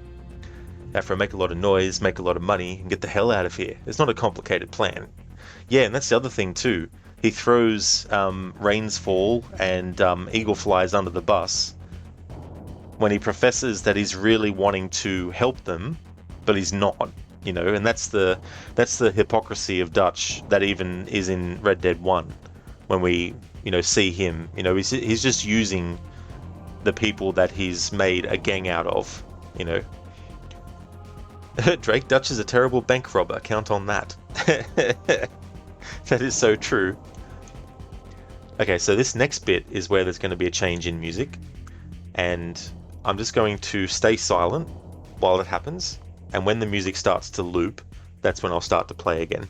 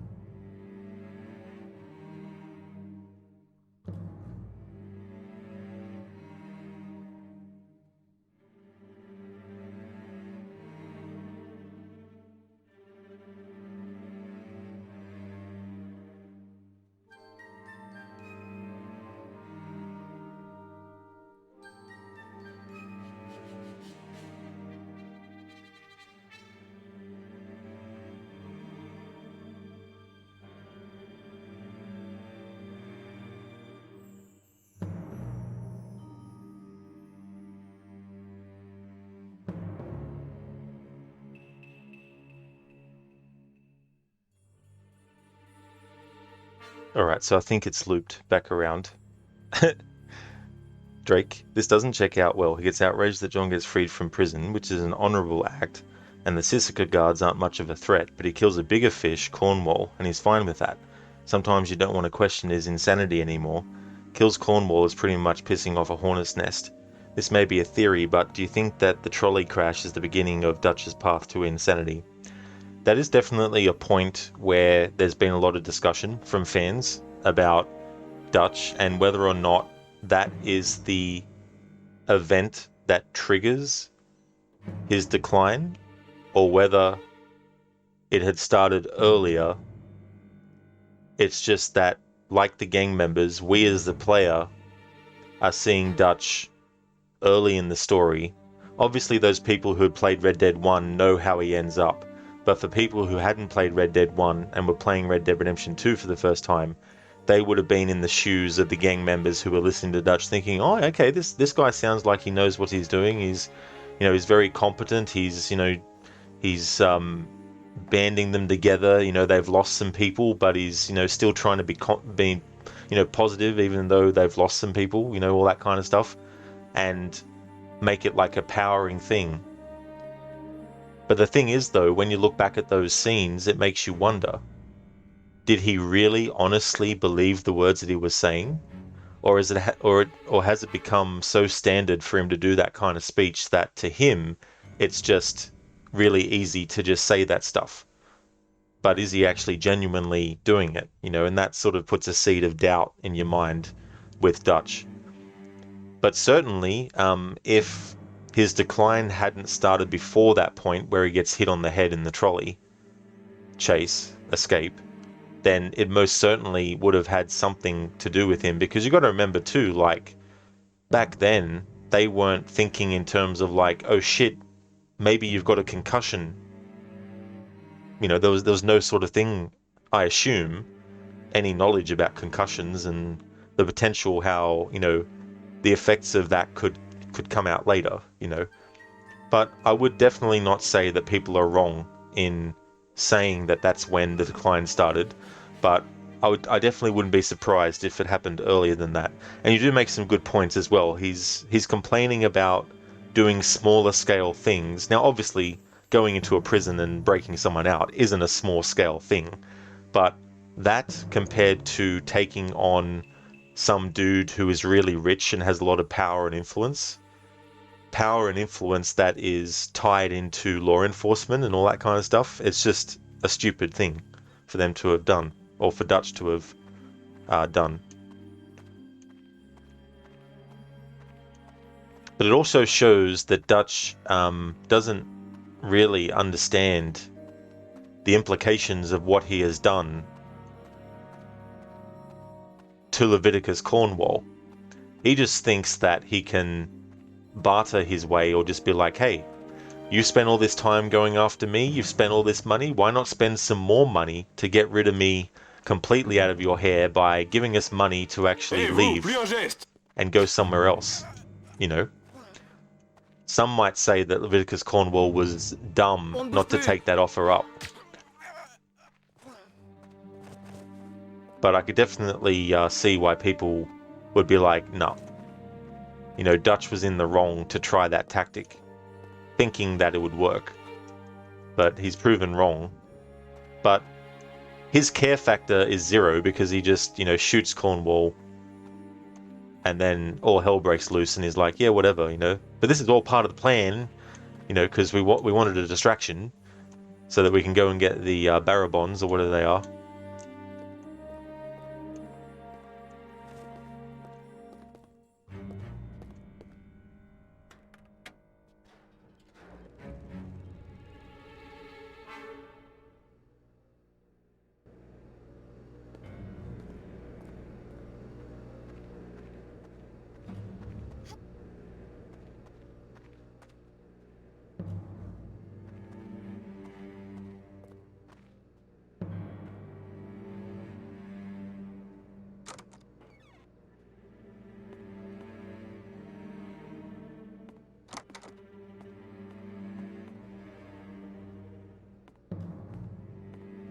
A terminal. Let's see what we've got here. The Nephilim race. It says here that the Nephilim were the hybrid offspring of angels and humans. They were thought to be able to change their physical appearance, and flourished in Turkey in early biblical times, now extinct. Well, you can't win them all.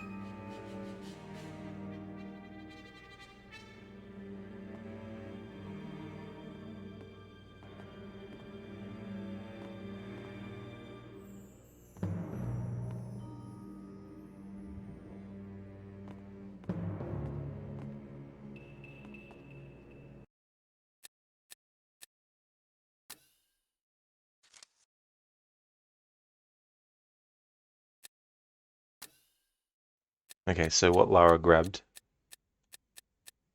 was the second ancient symbol tracing, print out of symbol tracing. That's one of the icons or logos that you need to refer to when you're actually doing a puzzle that's coming up.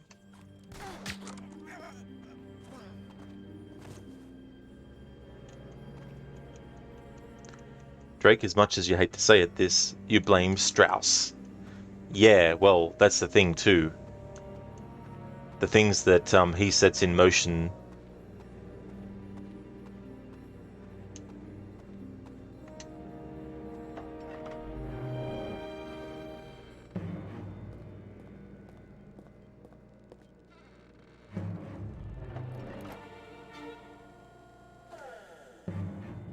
In this part, you need to scan across this to find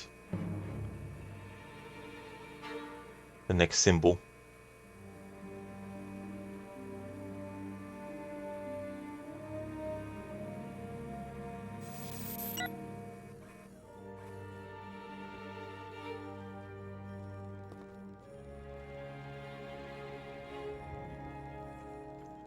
Of course, Drake, yeah.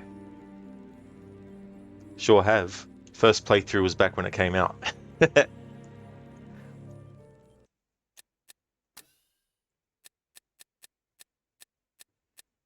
I think I've almost played it every year since as well. First ancient symbol copy. Print out of buried symbol. Lala, is this the version where they added in the patch to fix some of the bugs in the game? That's actually a good question because I installed this game so long ago now that I can't remember what ones I added. I know for sure that I don't have the patch where Lara will go into a run straight away, whereas it's more like it'll be like a little bit of a slow jog at first. But yeah, as for any visual stuff, I think I patched in the original, the credits from the PlayStation 2 version. Because apparently the PC version, once you finish the game, there was no actual credits. It was just like, boom, game done. back to main menu. Hey there, Lizzie, welcome on in. The game is going really good. Lara is currently at this archaeological dig site. We just had to get the 2 symbols that are required for this next puzzle that's coming up.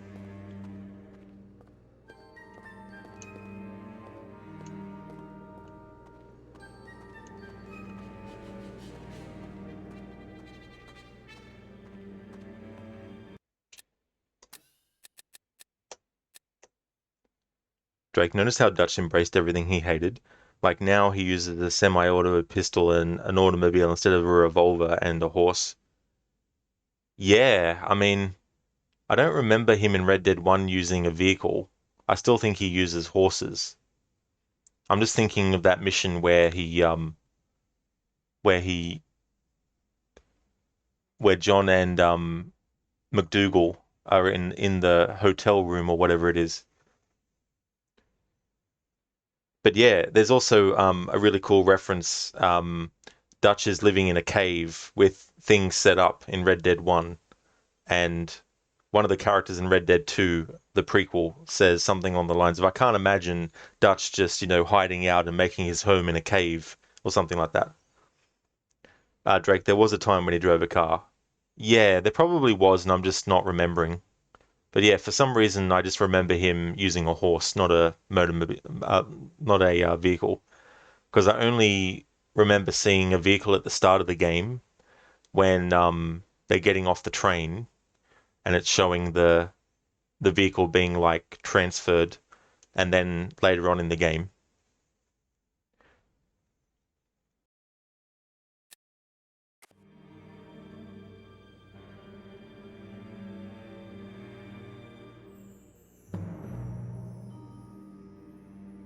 But yeah, I'm just trying to think where he might have used a car. I just can't remember.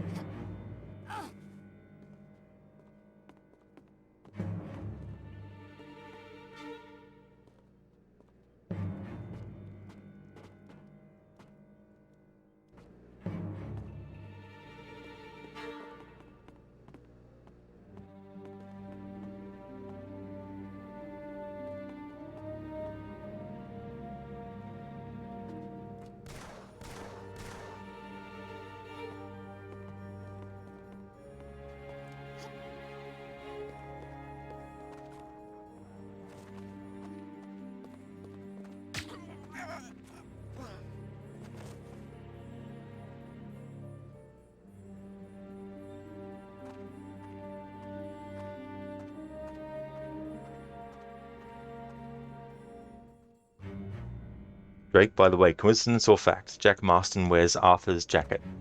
I think it's a coincidence that he does. I just think it's that jacket was what he wears at the end of Red Dead 1. And so in Red Dead 2, they wanted to pay reference to that by having Arthur have that kind of jacket.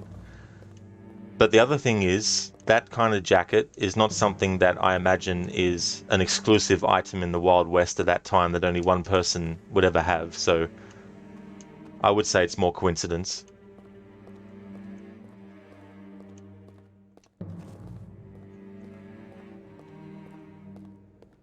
But from a making the game perspective of Red Dead 2, I'd say it's a reference.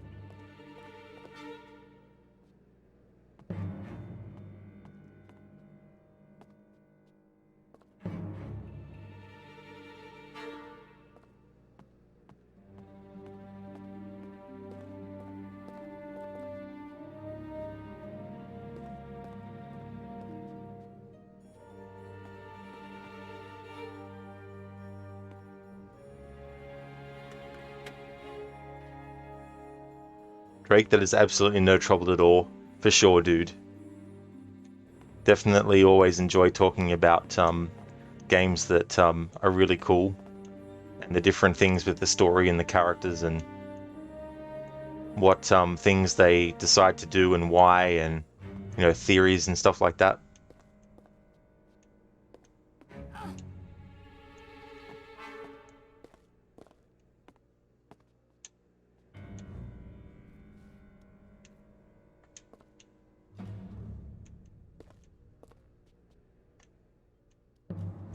Shit. I wasn't expecting Lara to do that.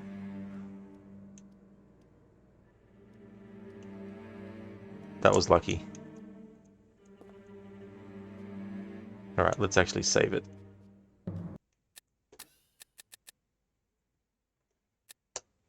Hey there, Senny. Good day to you, dude, as well. I hope things are going well. Welcome on in. Tomb raiding is going good. We're up to this part of the game where we have to go to an archaeological dig. Pretty much getting to the point where we're about to do the first tomb of the game. Shin, okay, it's time for you to go to bed. Try not to die, Rod.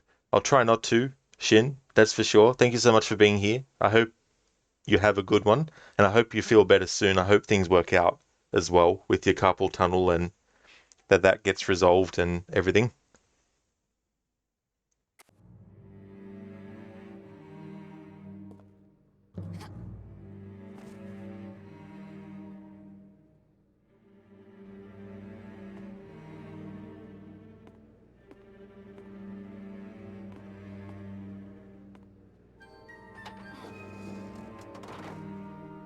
So what you need to do with this puzzle is you need to get the symbols on the left to be in the right order. And you need to lock off certain ones so that you can individually move one of the circles and get the sign in position and then lock that in and then unlock, the other ones and rinse and repeat as well. Drake, an open world game from Rockstar, is never complete without a cemetery shootout. Yeah, that's actually a good point. You need one of those. It's definitely really like mandatory kind of thing. Crooked, nice. You're doing well. Just woke up not too long ago, but slept well. Oh, that's excellent, dude. I'm glad to hear that you got a great sleep. That's awesome that you're doing well.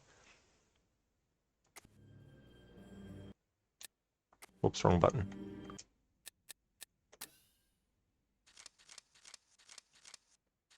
So if you go and you look back in the notebook, that gives you a clue as to the first and last symbol. So the first symbol that we need to lock in is like a Tom Cullen in Stephen King's The Stand would call it a fingernail moon. And then the last one is this weird symbol.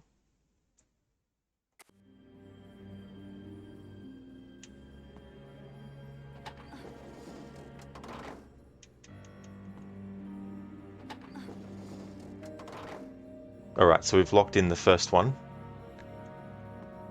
Well, we've positioned the first symbol, I should say. Now I need to make sure that I've locked it in so that when I move the others, that also doesn't get moved.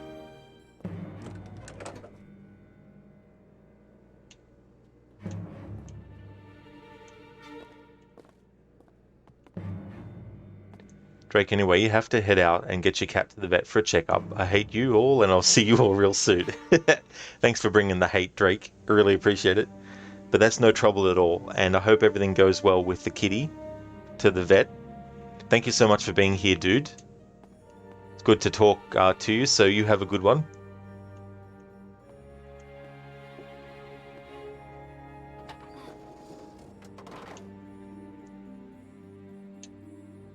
Okay, now we've got the last symbol locked in.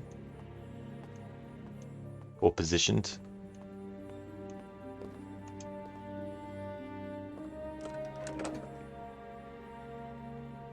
Okay, now we know which symbol is the next one that we need.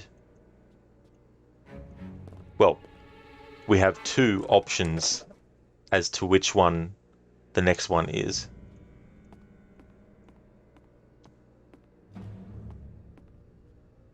I can't remember off the top of my head which one it is, so if it ends up being wrong, I just have to reconfigure stuff. So if you look in items and you look at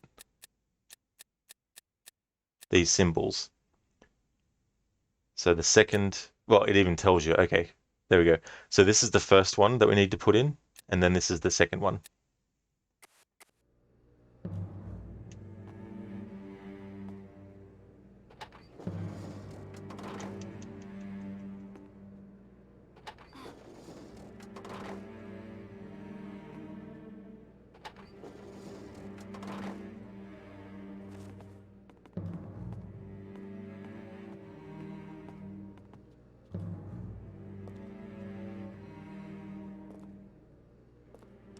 I love those emotes, Lala.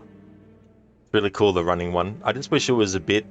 I know it's pretty hard to do that, but it would definitely be good if it would actually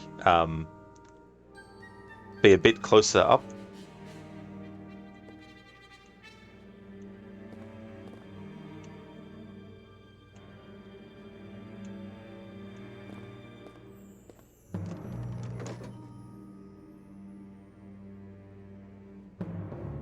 Stream elements? Has stream elements become sentient?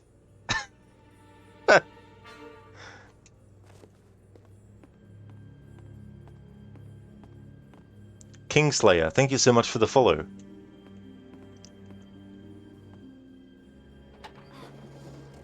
Like, what you doing, stream elements?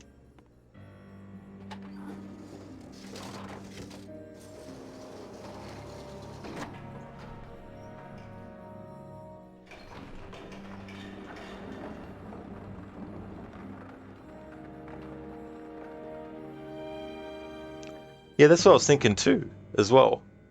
The heck, stream elements? Hey there, Kingslayer.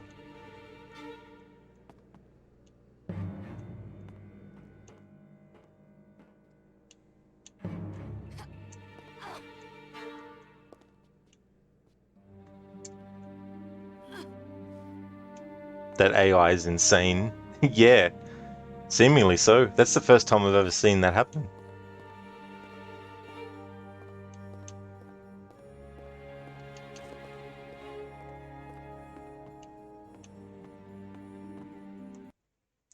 Lala, yeah, stream elements have been doing that a lot lately.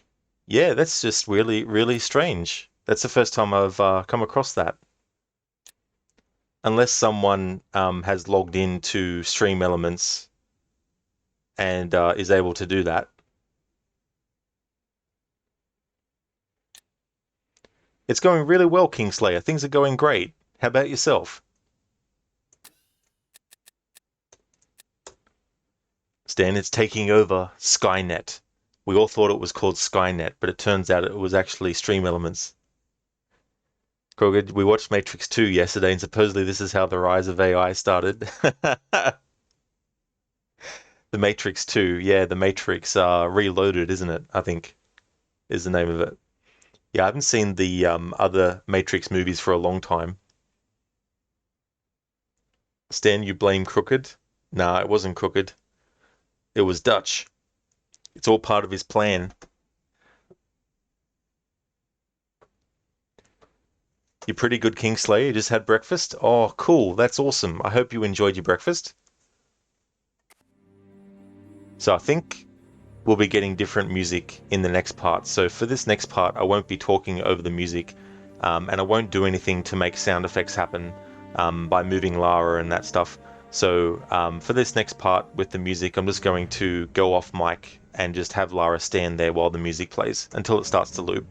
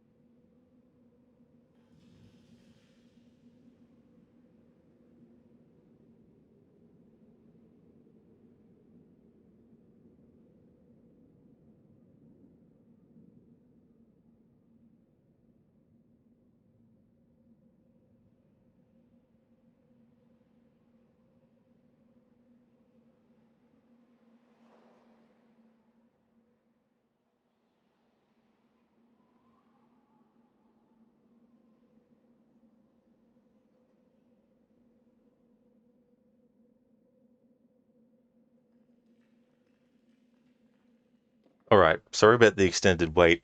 Part of that was actually waiting for the music to loop, but it ended up just being ambient sound effects. But also, I had a blowfly that I needed to deal with as well.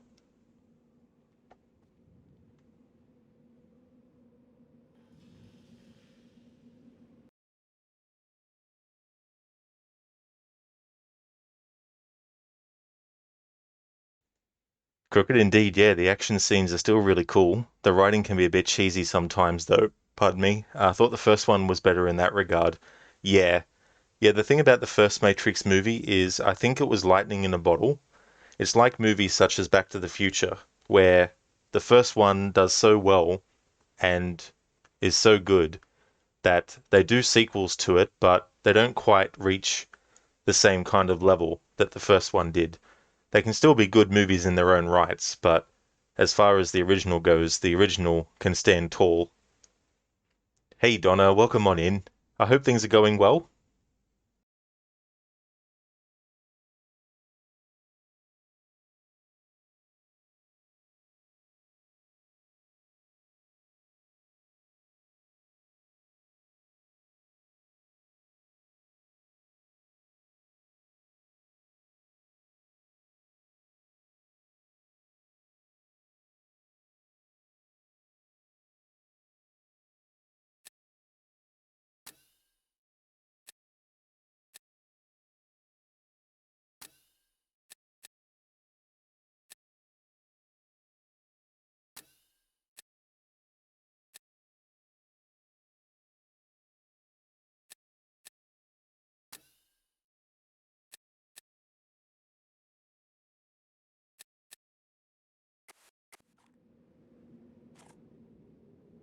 Donna, very well. Oh, that's excellent. That's really good. As for me, Donna, I'm going great. Things are going good.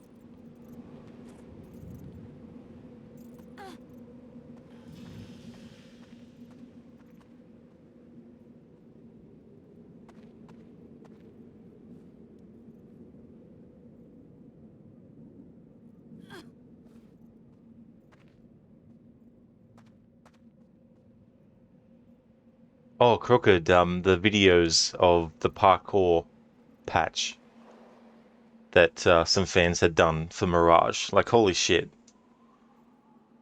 It's just, it just, it makes you wonder why. Why are these decisions officially made where they completely just, like, are they willfully that ignorant of things? Like, it just boggles the mind.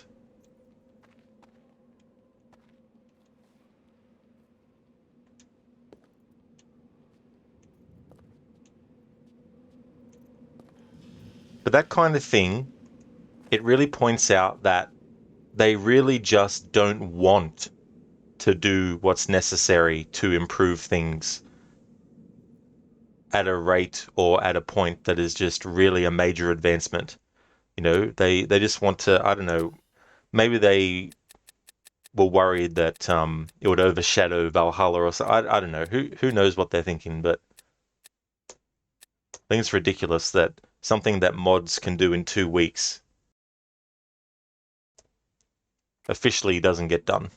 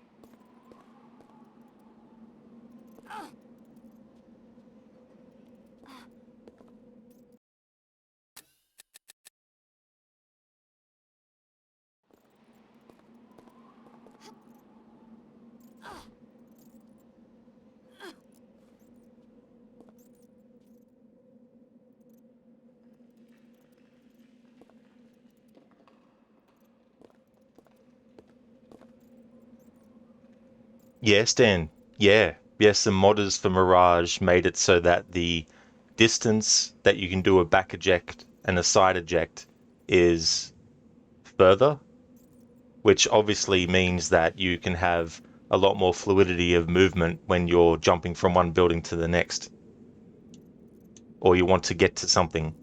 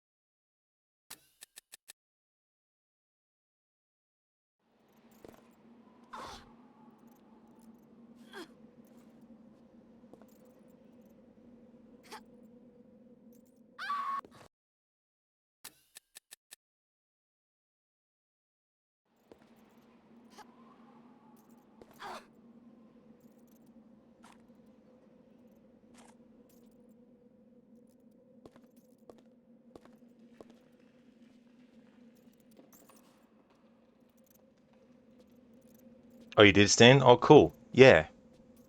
Yeah, just simple things like that,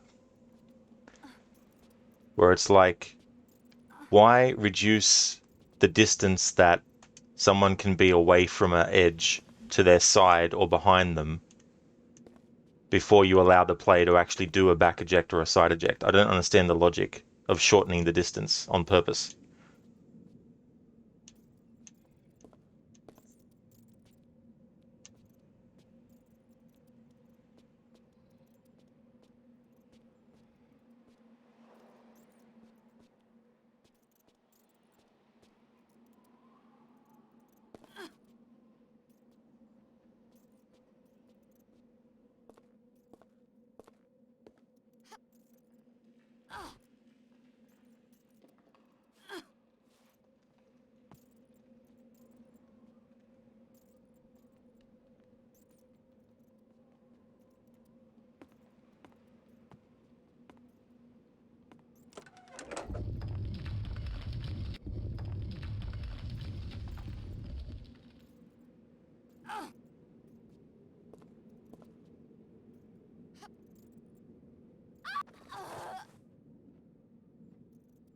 Ha ha game. Whatever.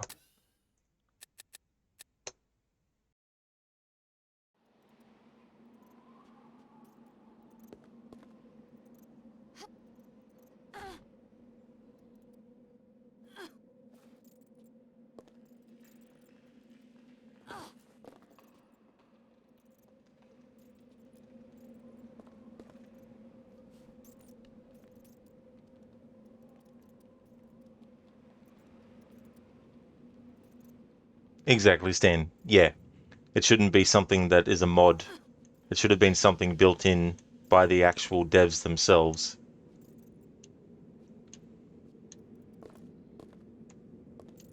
But yeah, it's like who is the one that makes these decisions? Like who is the one that has the say to make these decisions? And why are they not, being overridden by someone higher up and say, "Nah, this is how we're going to do it." Like these are things that are of benefit. Like I just don't understand. Why take things away from the game that is beneficial for players to be able to do?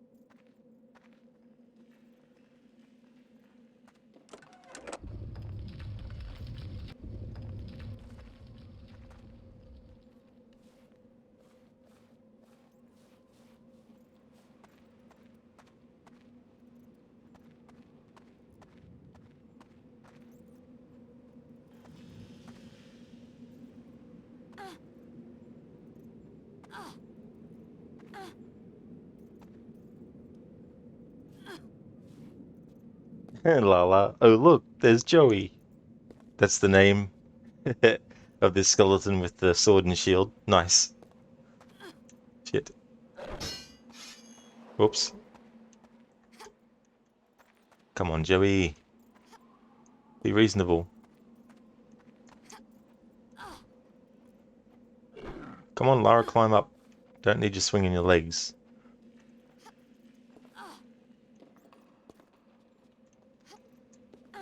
Nice name for a skeleton. Joey.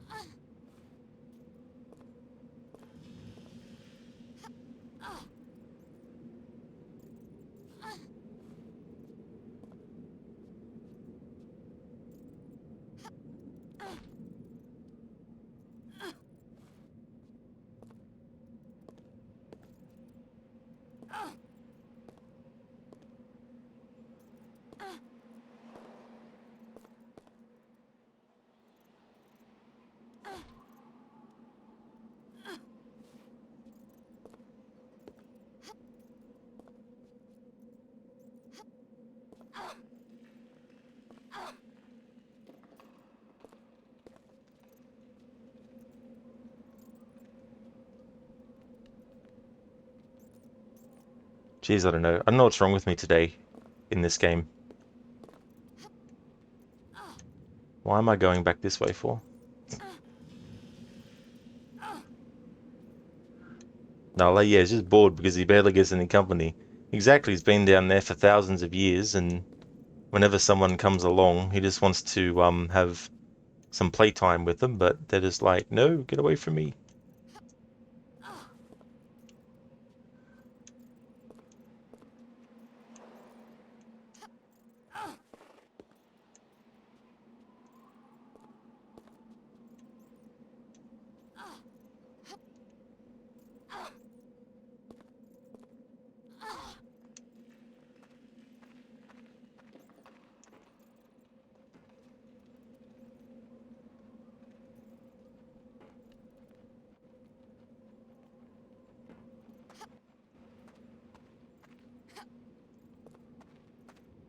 And Joey will be pleased.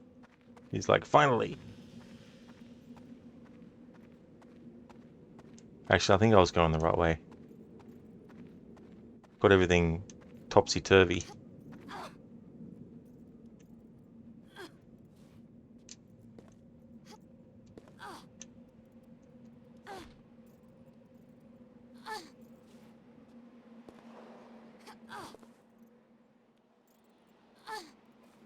Yeah, Donnie will be like, oh, I thought you were gone. You've come back.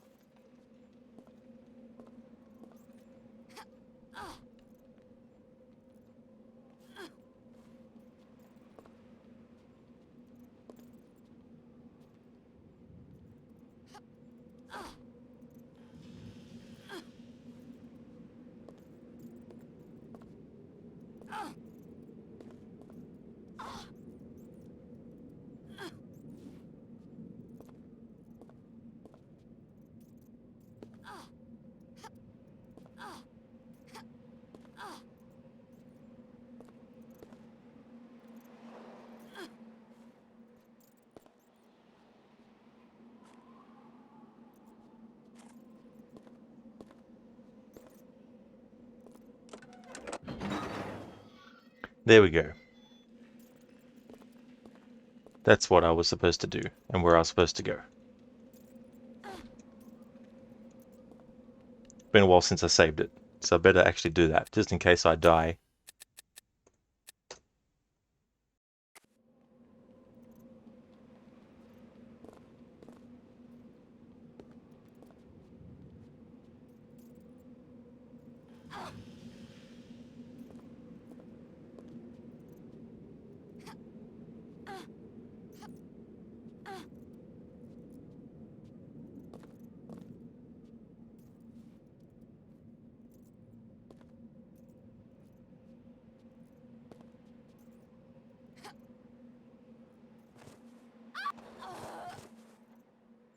See? Good thing I saved.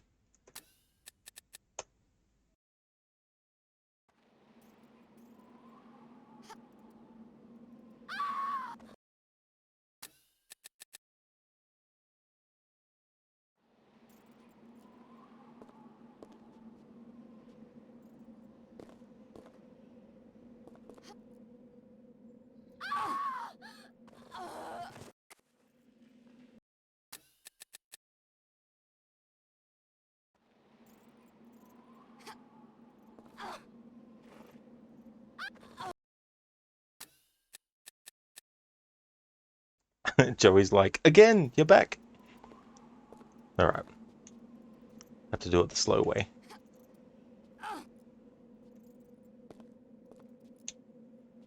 Yeah, Donna's like, whee!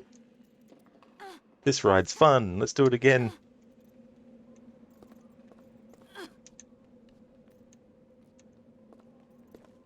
What a thrill.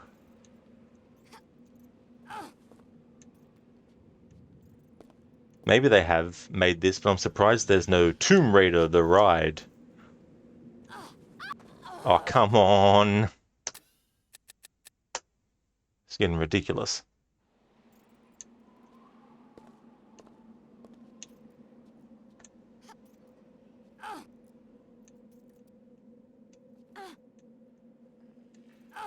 Getting into Monty Python levels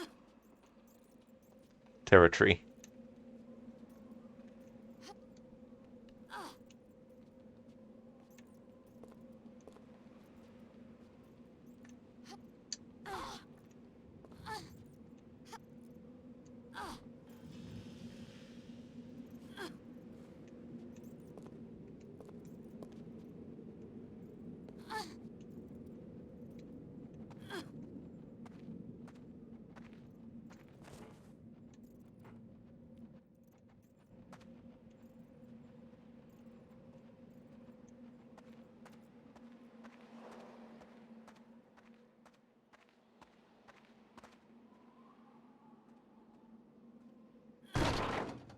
My strength is increasing.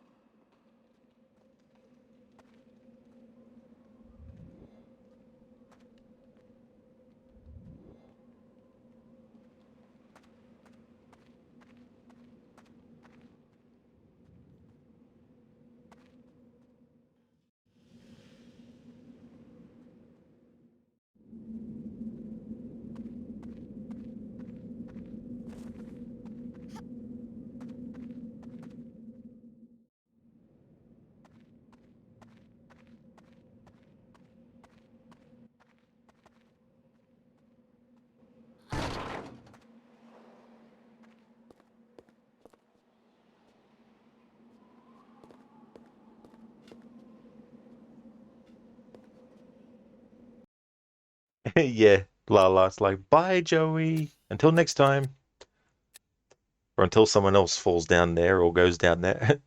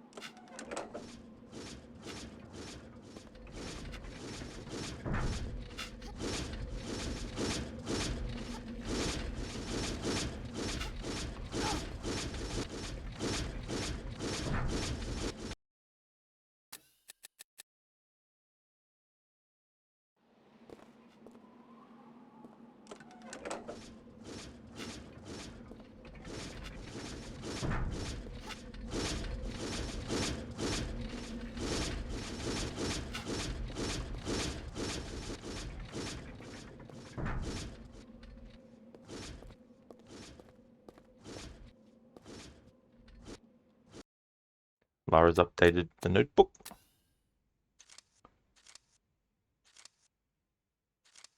The wrathful sentinels guard the hall within. Ultrices atrium custio boom. I think that's what that word says. Ultrices atrium custodiunt.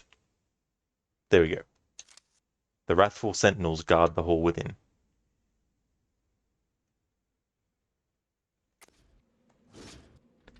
Lala, Joey also has two cousins in the room where Lara puts the potion in the water. Their names are Joe, and Juno. Joe, and Juno. Joey, Joe, and Juno.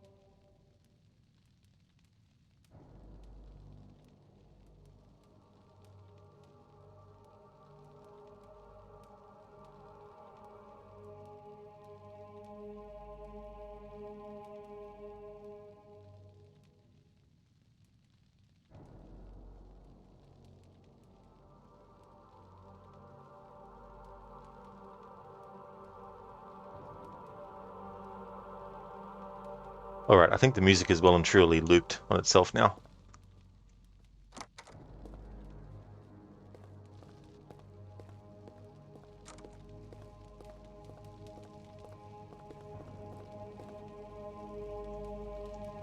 This part can be misleading.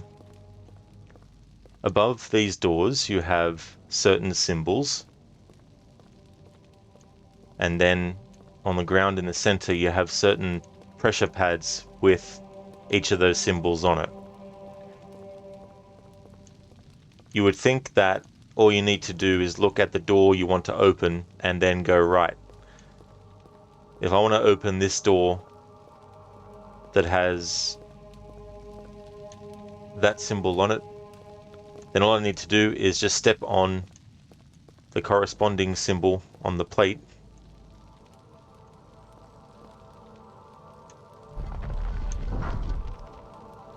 and that I simply go through the door and just follow all the way through to this, and this is the correct lever. However, the symbol above the door you need to take notice of is not the first door but the second door, and the second door has a different symbol to the first door.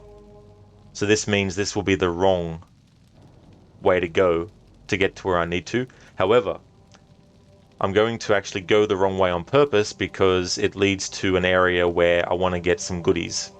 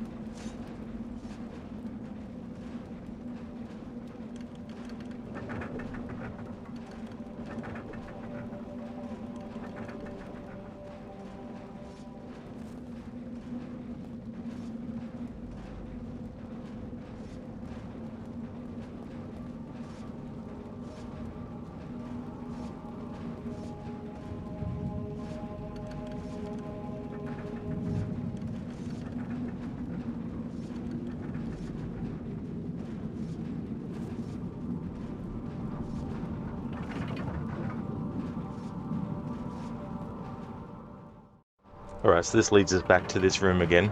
Now this time, I'm going to do it correctly. So this symbol is the one that I pressed. I need to find the door that has the symbol on it that I've opened.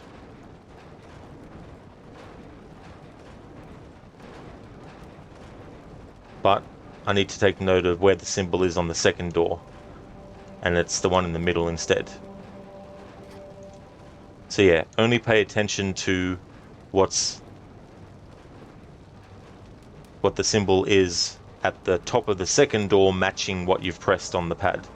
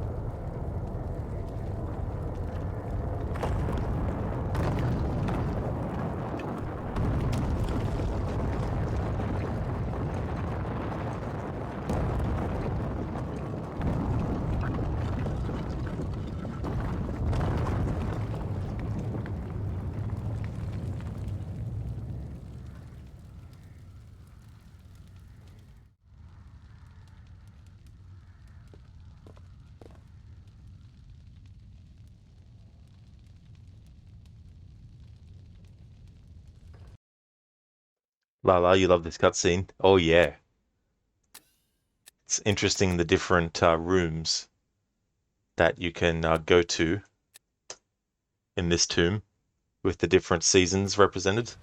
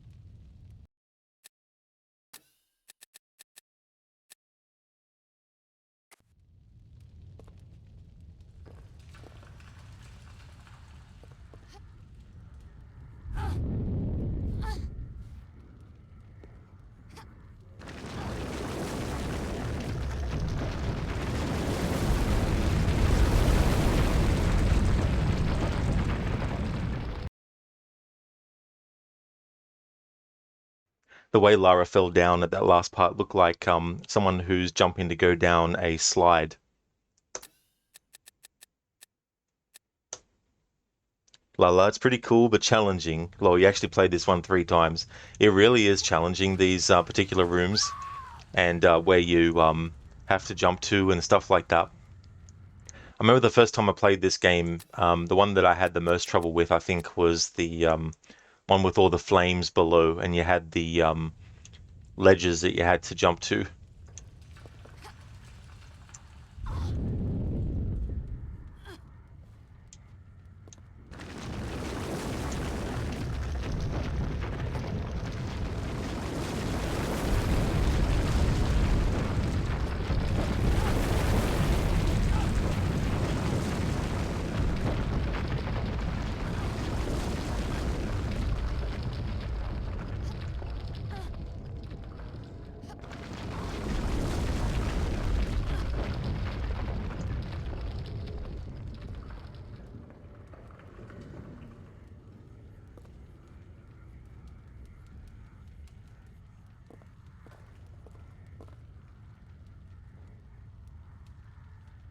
Oh, that one was difficult too, where you had the logs that were sort of like swaying back and forth and around a bit, and you had to sort of like work out the timing to jump between one and the other.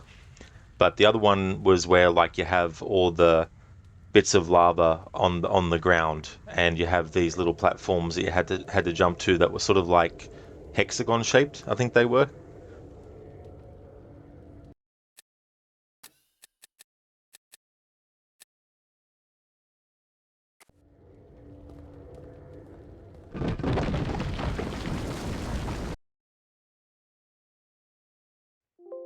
Great, the game crashed. Wonderful. Good thing I saved right before it crashed.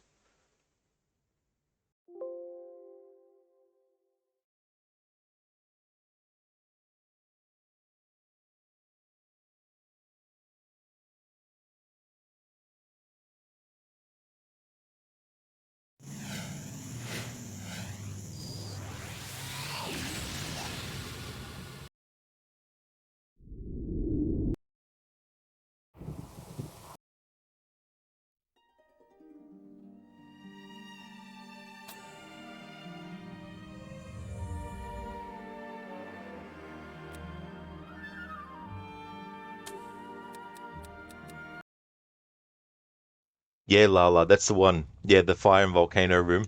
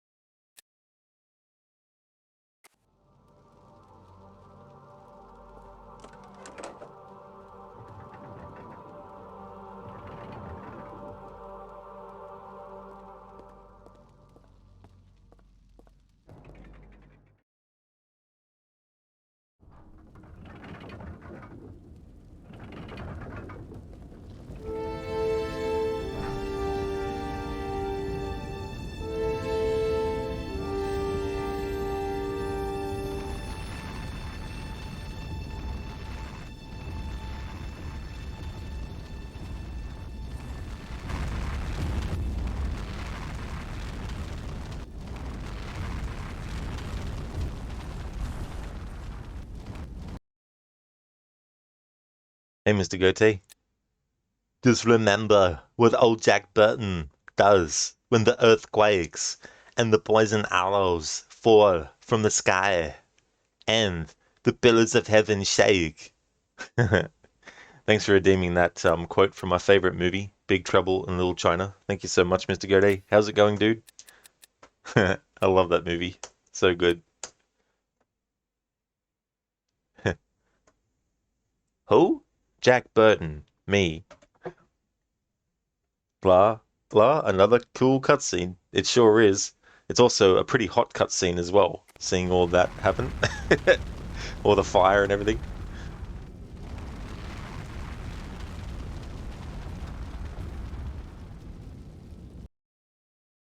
What I might do for this part is go to audio and see if I can get rid of the sound effects for the lava.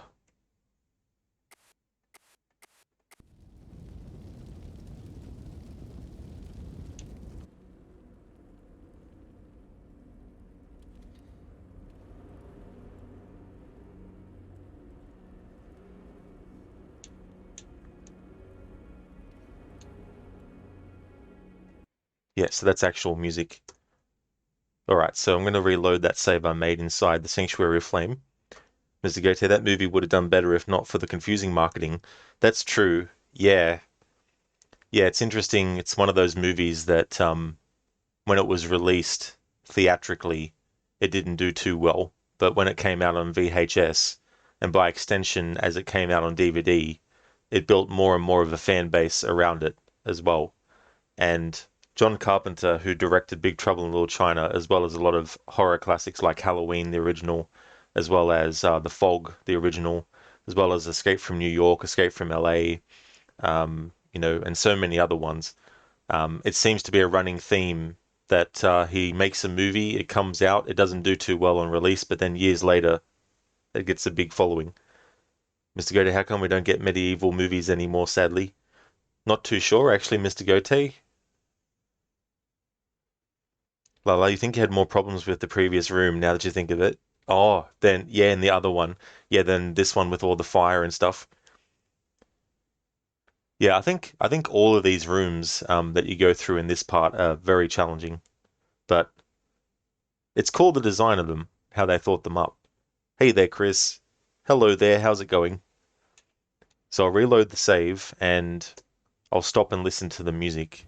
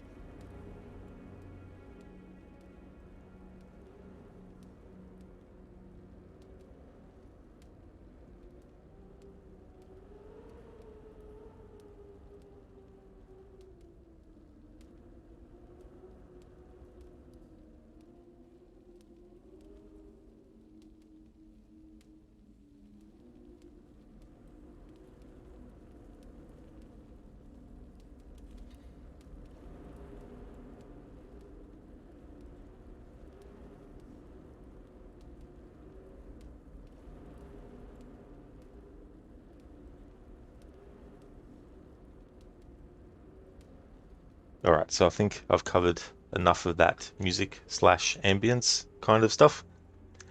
Chris, you're good. You're just resting after an intense week, and yesterday, as you were working on releasing update to your first ever Tomb Raider level editor. Oh, hell yeah, that's cool, Chris. That's awesome. That's great. I love game creation and all that kind of stuff. I mean, when I used to dabble in it, it was the program called the Games Factory, which was done by a company called Click Team, and they had a whole variety of different products and stuff. They eventually went and did more advanced versions of that, but the one that I used a lot back in the day was the Games Factory as well. But that's cool that you're almost ready to release the update to your first ever Tomb Raider. Mr. Gote, you'll go back in time and bring them back a camera. Yeah. And I can't help but think, Mr. Gote, of Monty Python and the Holy Grail. How the big twist at the end is that King Arthur and his knights get arrested by modern police because one of them killed a historian. And throughout the rest of the movie, they're trying to track down who the culprit was. And then they find out who it was, and then they arrest all the knights and everything, which is just a very epic scale version of one of the endings that they do in their skits on the show, where it'll go on for a while and then all of a sudden some police will burst through the door and arrest them for being too silly, or for the sketch getting too silly. So I love in Monty Python the Holy Grail how they basically did that, but on a larger scale.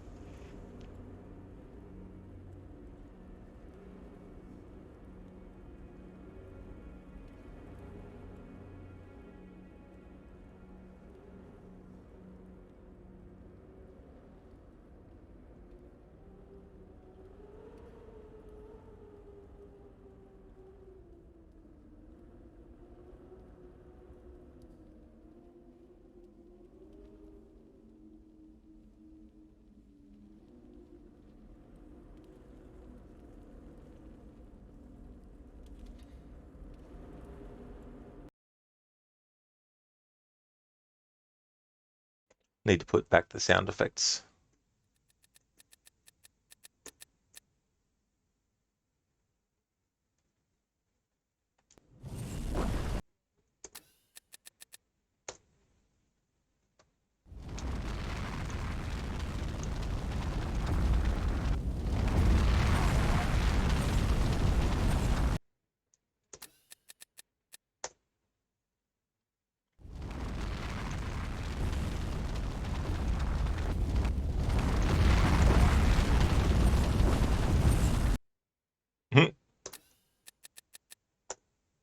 Stan, you love the silly sketch police bit from Monty Python's Flying Circus?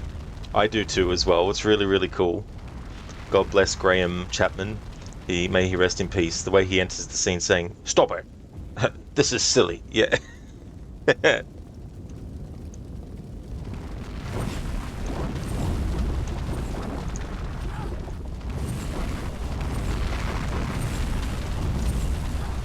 It was discovering Monty Python that unlocked in me the desire to seek out comedy that was very absurd. I like the idea of absurdist comedy, where you make something so absurd that it gets to the point where it's just nonsensical.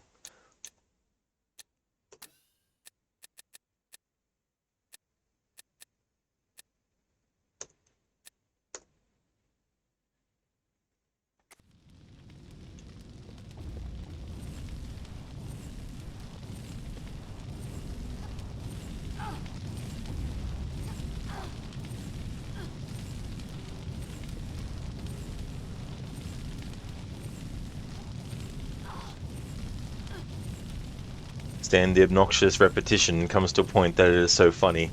Exactly. You know, it's that idea that you keep on hammering on about the same thing over and over again.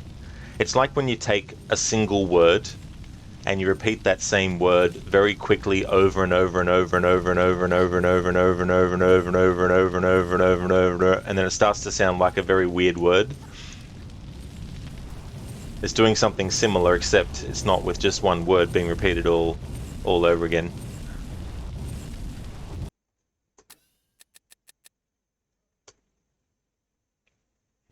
It's like, hello Bob, how's your day going? It's actually nighttime. Oh, sorry Bob, how's your nighttime going? Bob's not my name. Oh, then why didn't you correct me the first time you said your name? Or I said your name? Because you got the part wrong about it being night. About it being day and not night. Yeah, but I said good day to you, Bob, and you said no, it's night. So then I said good night to you, Bob. Oh, why, are you going to bed? No, I was saying, I was using an example of how I said to you, good day, and then you said, no, it's night time, so I said good night. And again, I ask you, are you going to bed or something? No, look, Bob, look, I told you, my name's not Bob. Okay?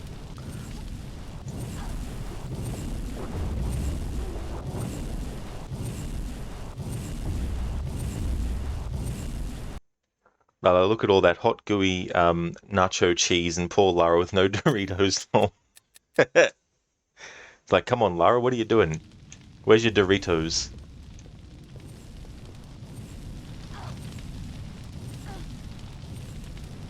Stan, do you remember the Johann Gombel Putty sketch, the deceased German man with a very long name?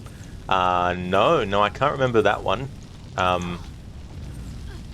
They definitely were really good at doing things that were like making fun of words and things like that.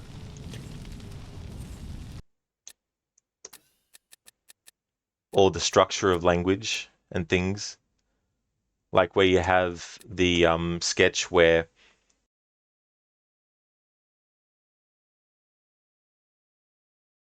there's three people and one can only say the start of a sentence, the other can only say the middle of a sentence, and the third person can only say the last of a sentence. And that sketch is really, really clever because of the way that they perform it, and they're able to construct a sentence together with only one individual saying each part of the sentence. Ge ut mo a ning kind of thing.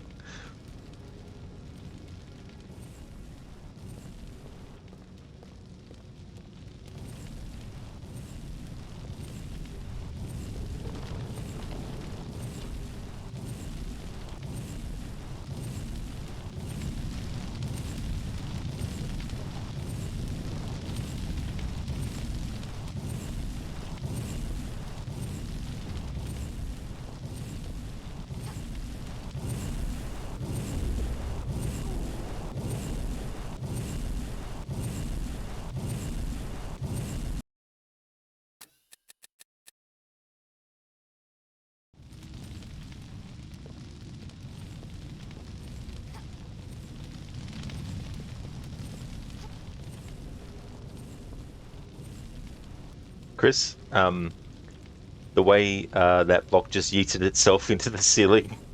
Yeah, you gotta love the physics sometimes in these games. Lara obviously doesn't care about the Doritos. She's just going to take a bath in the nacho cheese instead. Yeah, definitely not a very good idea.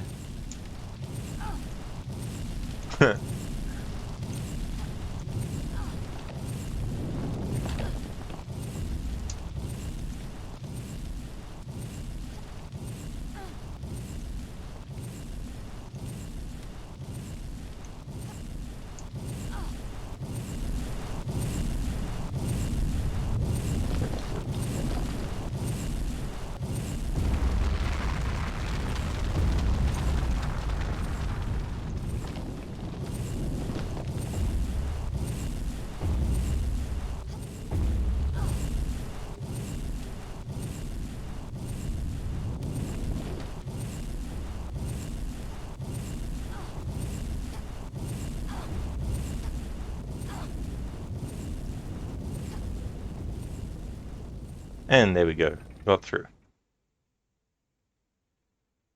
Then he has like 100 words long name and someone is interviewing his son, but every time they mention the man, they say the full name. Oh, bloody hell.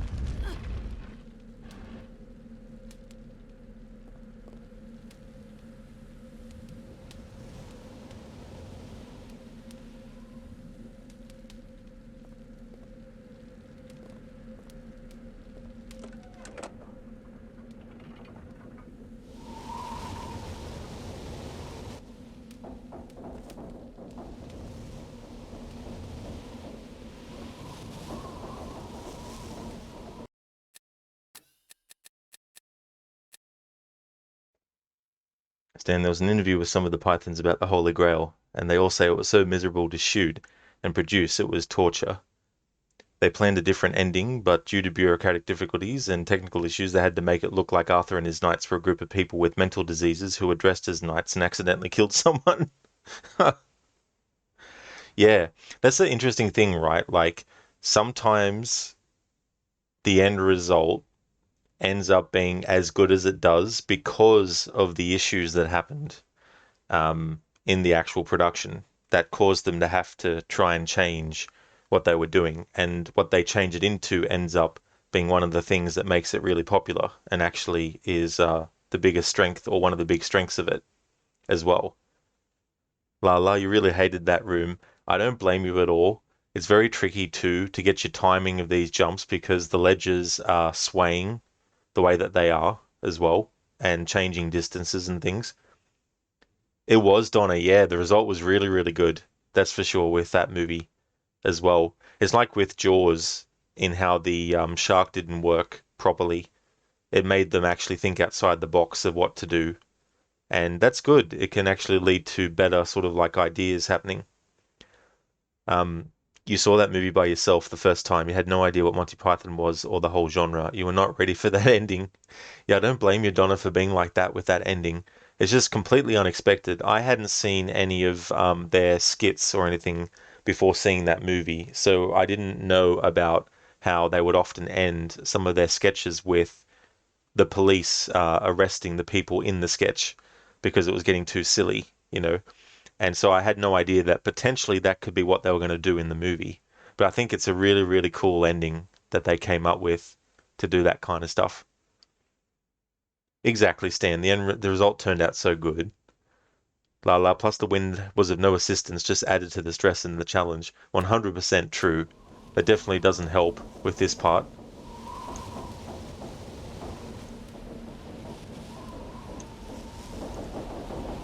And Lara can't grab to those all the time. Sometimes she does, but not every time. It's kind of randomized, it feels like.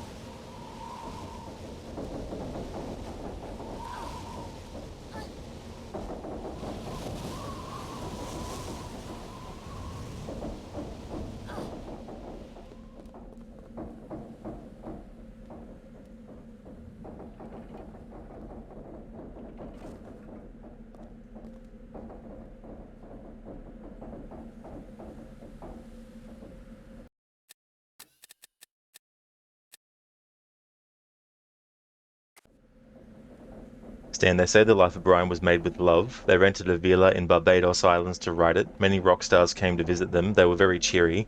And when they needed money, George Harrison from the Beatles funded the movie.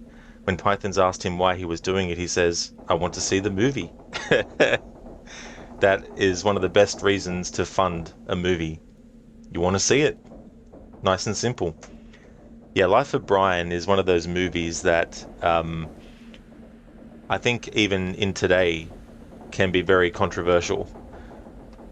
But it's kind of like taking situations and not making fun of the actual person who was part of the event, but making fun of other people in the event and making them out to be people that are silly. You know what I mean? Like the whole thing when Jesus is talking and these people way at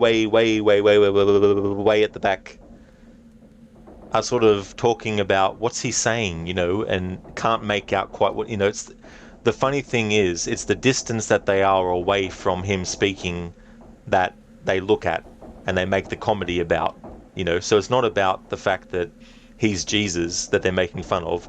It's just the fact that they're so far away from him that they can't quite make out what he's saying, so they're sort of like talking and, exactly, Stan, where it's like, they're like, speak up, that kind of stuff. Donna, nice. The Holy Grail was very low budget. What a terrible room this is.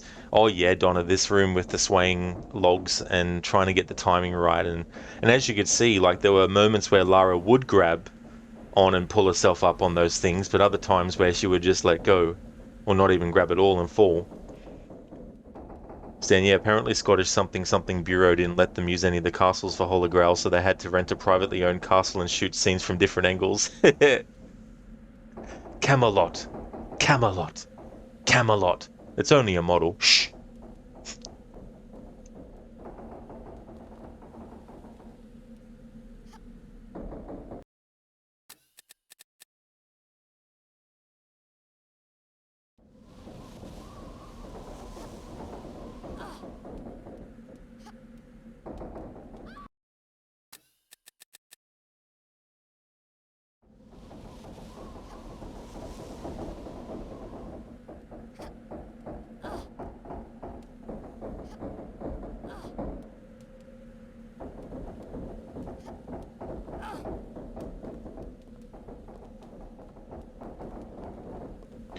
Alrighty then, that's that one done. Now one more of these rooms to get through.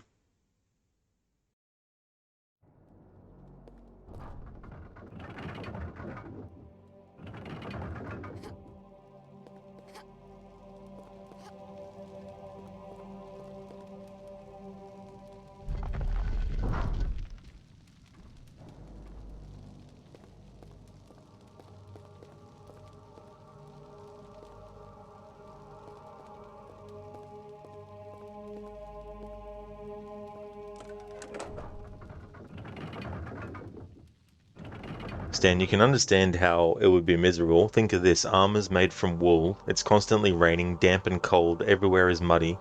You can't even think of how it feels to be in a soaked woolen clothing. Well, that's it, yeah, you just have to think about what it's like when you're wearing clothes and you get caught out in heavy rain and you're soaked. That kind of sensation. But imagine that you can't just go home and, have a shower and warm up, but you have to stick with what you're doing and stay out in those conditions with your equipment being like that. Neptune's Hall.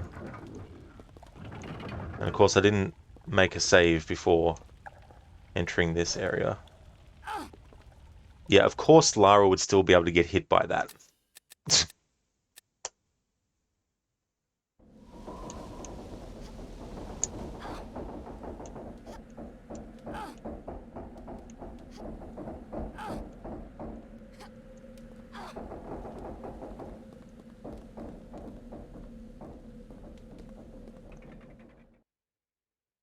Hey Ben, Darren, welcome on in. How's things?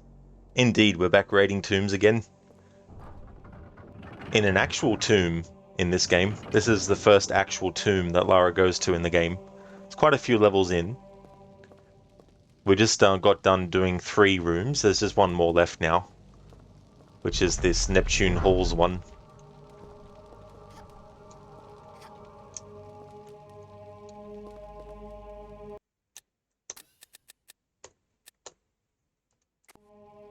Den, and there's the fact that Graham Chapman, who plays Arthur, the key to all movie, is a raging alcoholic who drinks a bottle of vodka every day. Well, that's actually true too, you know. They definitely had issues like that which would come into play.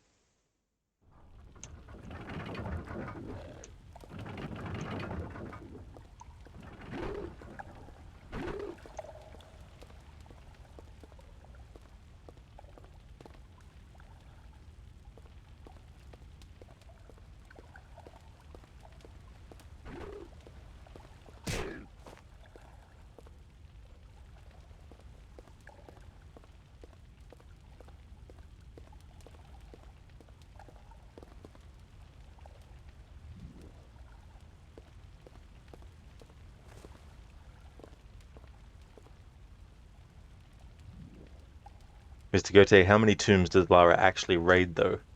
That is a number that I do not know. But if you were to look at all the games in the series that have been made, including all the side games, the handheld games, the mobile games, it's probably quite a big number of tombs altogether. Harbinger just finished Mirage. Apart from the elements that they brought back from AC1, it wasn't really impressive. Felt like a mix of Valhalla and AC1. Those barred doors were becoming annoying at the end. Yeah, I definitely agree, Harbinger. Those barred doors in that game are very frustrating and annoying as well. And yeah, I would say that Mirage is more of a homage to those elements in the older games, not necessarily bringing back the same kind of feeling. Like, it might evoke the same kind of feeling aesthetic-wise with the location where it's set and all that kind of stuff, because it is getting closer and closer to the time period of Altair in AC1. And elements like the wanted posters that you have to rip down, bring back, and all that kind of stuff. But ultimately, it's just an homage. It's not really a return to roots per se, even though they were using that as a marketing speech thing as well. And also recently, there's been some modders that have actually changed the distance that you can do back ejects and side ejects to be more like the older games. And yeah, it just makes me question why officially these things aren't done when modders can easily do it in 2 weeks' time.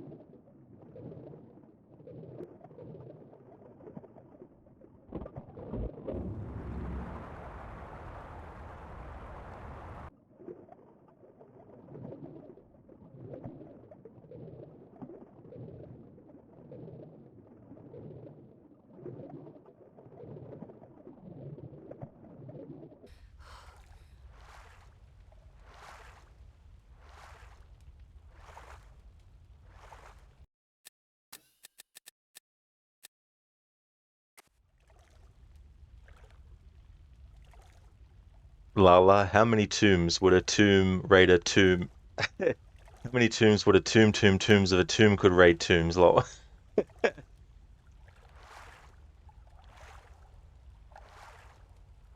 Harbinger, the parkour was a copy of Valhalla, just a bit faster, and the enigmas were not worth the trouble just to get outfit dies. Yeah, and that's the thing. Like, as cool as it is that they actually have the outfit dyes, I think that should be just something you purchase. And this is the thing too. Like, you think about the fact that you can only carry two medicine um, at a time, unless you get the skill that unlocks the ability to carry three. You know, I know it's not the first game in the series to do that, but you would think if they're returning to the roots as part of their PR, that they would actually in the game make it that you don't have to get a skill. You just have to basically get enough money together to buy the pouch upgrade to actually do that. You know, things like that.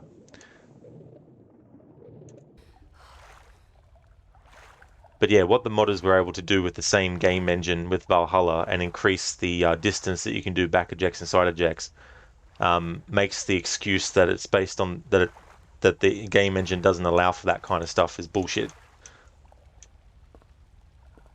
Likely they don't want to spend the extra money it takes to get that stuff done.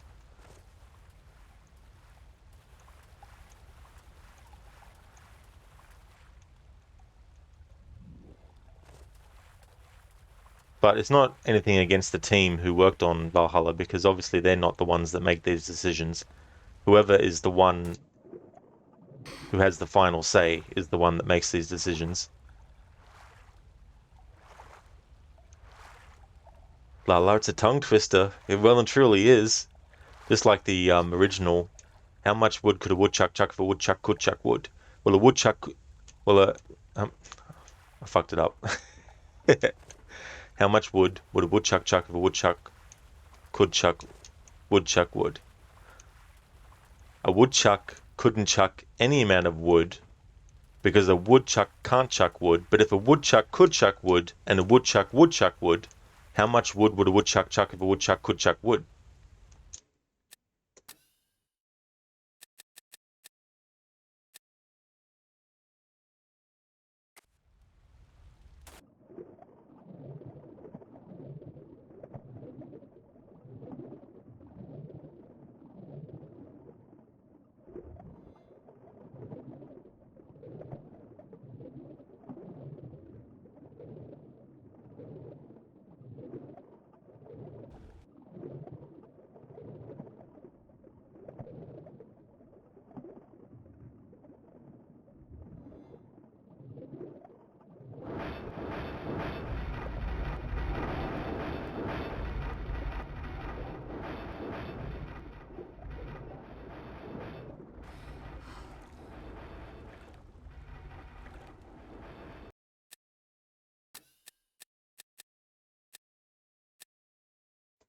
Thanks, Lala. I think I got I think I got it wrong, but it's something from Secret of Monkey Island, the first Monkey Island game. The extended part of that, of course, that is.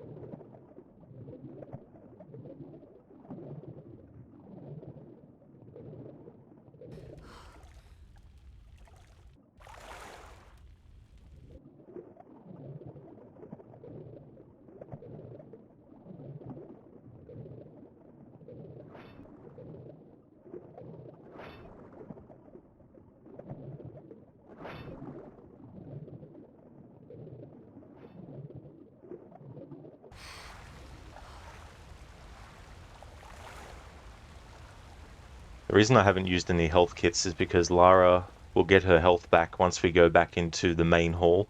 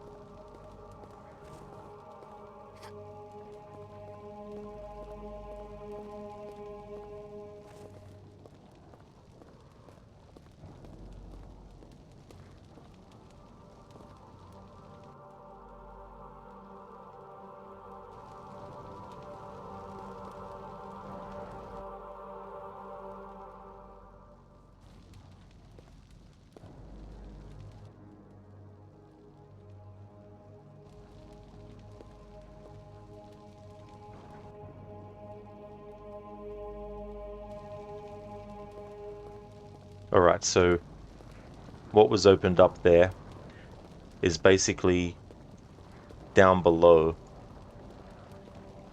So I need to pull the wrong lever on purpose. It won't let me in that one, so I'll have to press another pad.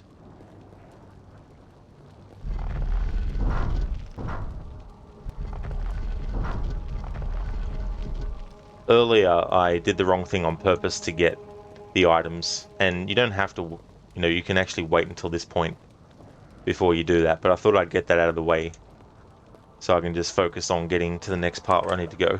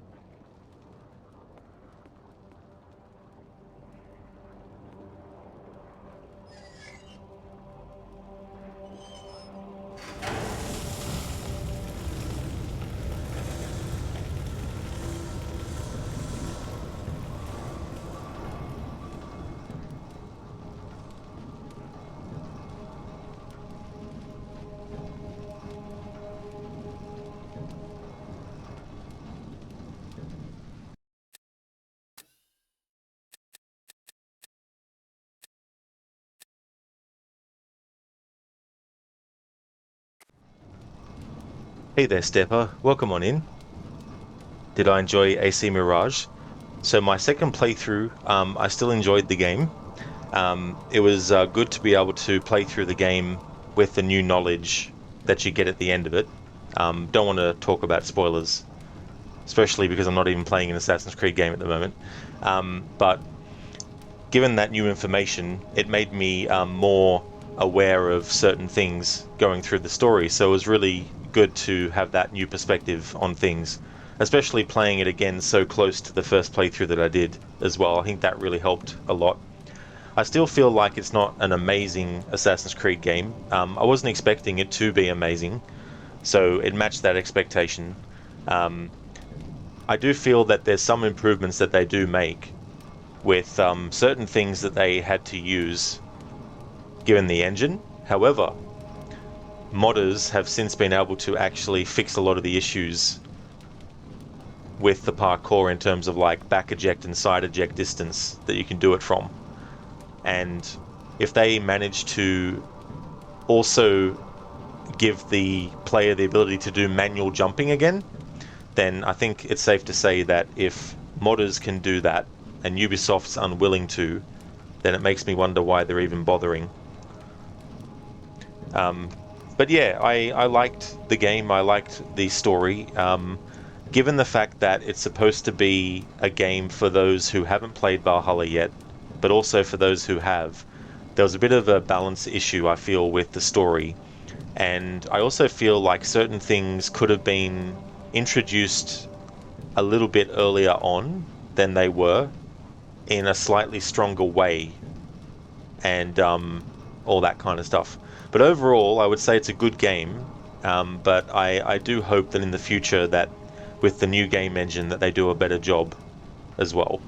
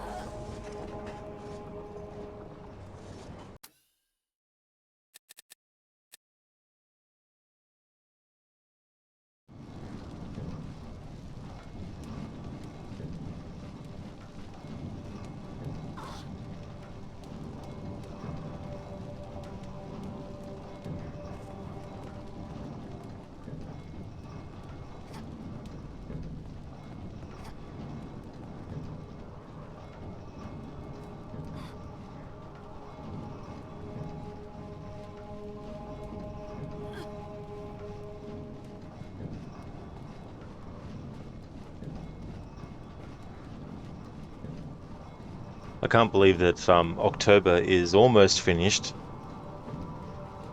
On Monday, I'll be starting my in-depth playthrough of Alan Wake Remastered. And what I'll be doing in that playthrough is I'll be playing on Nightmare mode, the hardest difficulty, because I want to get all the manuscript pages, and the only way to literally get all of them is if you've unlocked Nightmare mode, because there's some manuscript pages that are only available in the game world when you play on Nightmare. So I'll be covering that. So I'll be listening to all the manuscript pages, but I'll also be watching all the Night Springs episodes. I'll be listening to all the radio broadcasts. I'll be reading all the signs in the game that you can interact with. I'll be listening to all the dialogue. I'll be hanging back with characters to hear all the dialogue, because in that game there's actually dialogue if you wait a bit. Conversations even. It's not just like one sentence that they say. There's actually conversations that you can actually hear if you stick around near them. So I'll be covering that. But what I'll also be covering is anything that Alan Wake can interact with in the environment that makes him actually make a comment about it. I'll also be doing those things as well, even if it means interacting with something that I know can't make me progress further in the story, or I know it's the wrong way, you know, things like that. But I won't just be playing the main game either. I'll also be playing through the 2 extra episodes that take place after the main story. Because Alan Wake 2 is coming out this month, and I've really been looking forward to it, it means that I've wanted to do my in-depth playthrough of Alan Wake Remastered, but I also want to replay through Control again, because that's set in the same universe. And there's 2 DLC for Control, but the one that I want to actually do as part of the playthrough I'll be doing is the one that's related to Alan Wake. So that way, once I've finished that DLC for Control, I can then jump into Alan Wake 2.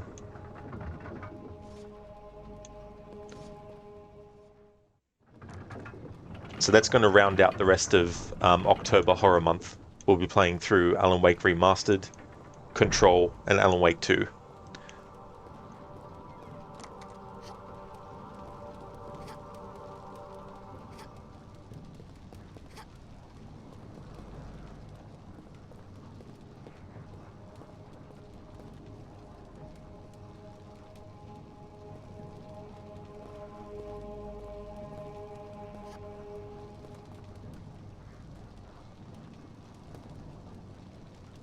Nice glitch. The footprints from the impact of Lara's boots hitting the platform are actually hovering above it instead.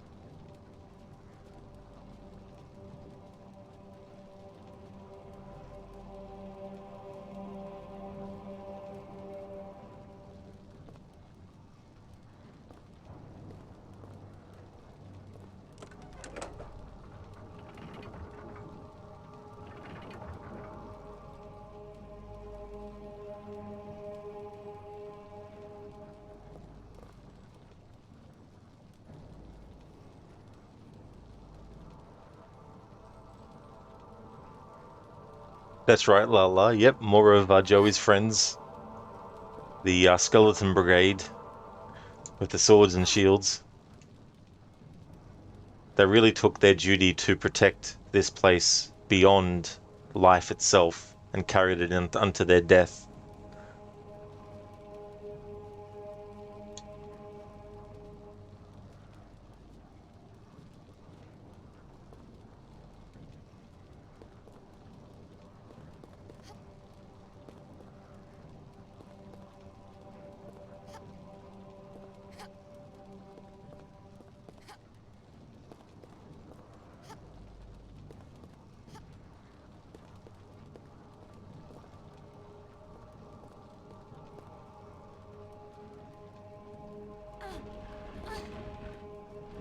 I feel stronger now.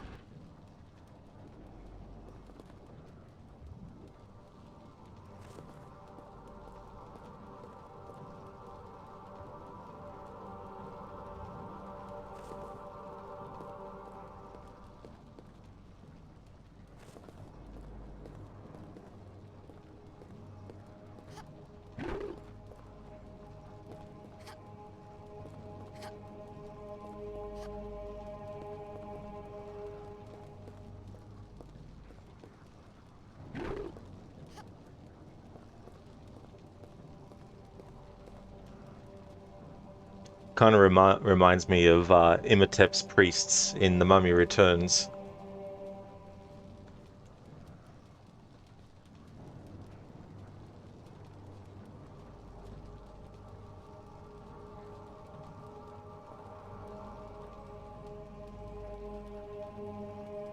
It's been a while since I saved, so let's fix that before I die and have to redo all that again.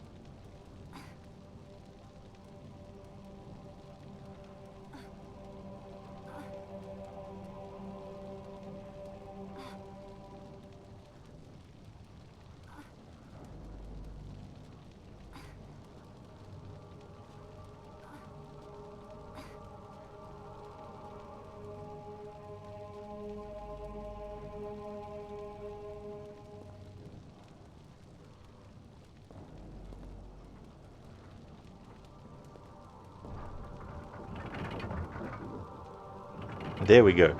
Got up there. Yeah, Donna, absolutely. The leg strength and the arm strength for doing something like that there, like holy shit.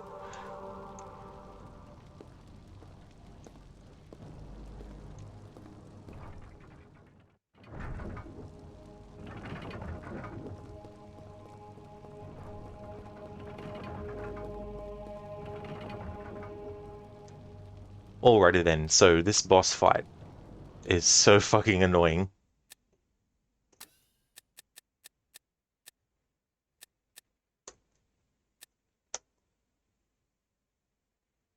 What I want to check is this fight with the music side of things. I just want to check if I can get rid of the sound effect that the actual monster, well, ghost thing, whatever it is, actually makes, so that the music can stand out a little bit more, because the sound effect that plays with the boss, that the boss makes, is very, very sort of like grating.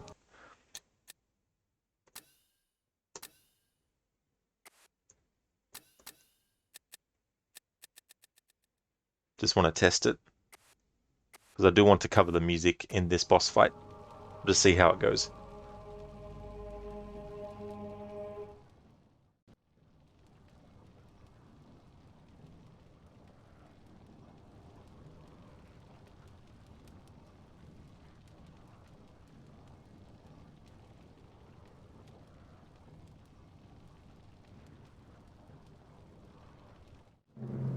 Alright, I didn't even realize it was going to do that, because I just turned the sound effects off, not speech. It's so funny how they tie these things together. Alright, so what I'll do is I'll have the sound effects on for the cutscene part, but when the cutscene actually stops, then I'll reload the save and then skip the cutscene and then have that play for a little bit until it loops.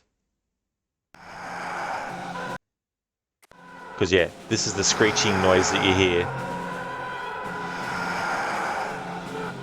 So I'd rather not have that screeching noise going on while trying to just listen to the music on its own. But we'll play that cutscene first with the sounds all in.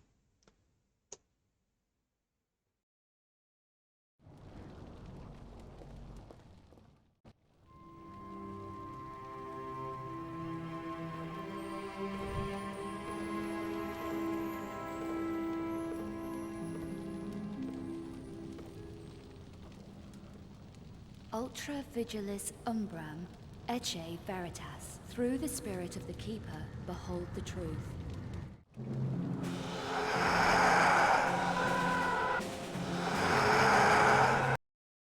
Alright, so we'll cover the notebook first before I turn the sounds off and then listen to the music on its own.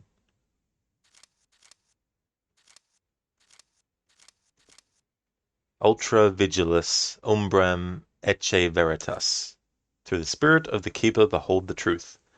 Lala, it really was. Oh yeah. His brother Obscure. Oh, that's right. Yeah, of course. One of the Obscura peoples. Now that I've covered the notebook, time to go into options and turn the sound down so we can just listen to the music of the boss fight on its own. And then once it's looped, I'll turn the sound back on.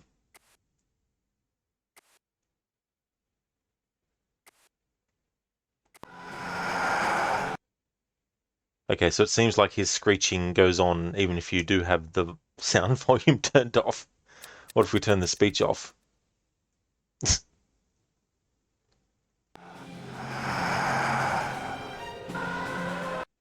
Alright, so his screeching is actually tied to the music track. Interesting. Well, I guess in this case, I have to listen to the screeching to get the music. So just a heads up for people, it'll probably take a while for the looping of the music to happen. So if you're wearing headphones, it's probably the best idea to turn down the volume a little bit.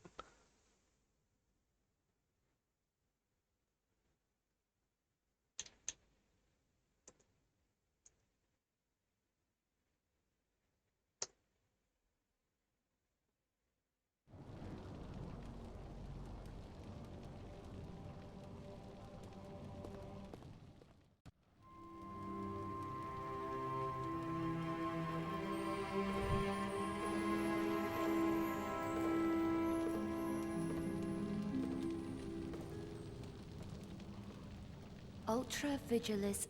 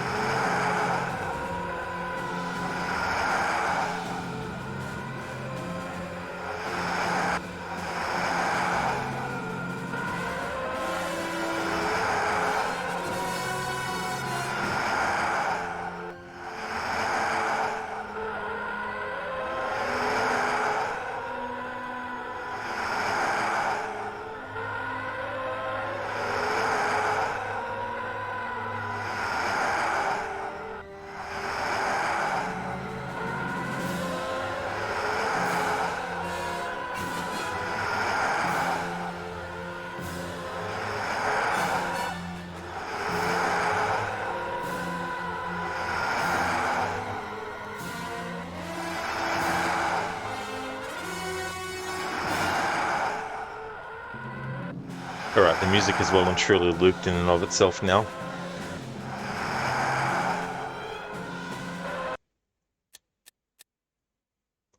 Lala, you hate that it was actually two parts to this fight. One trying to stun him, while two trying to get the Obscura painting.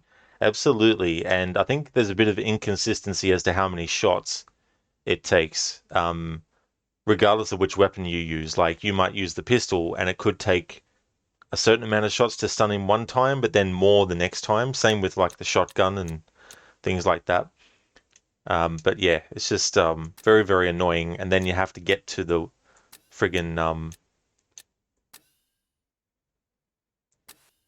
then you have to get to the actual Obscura painting before it disappears as well.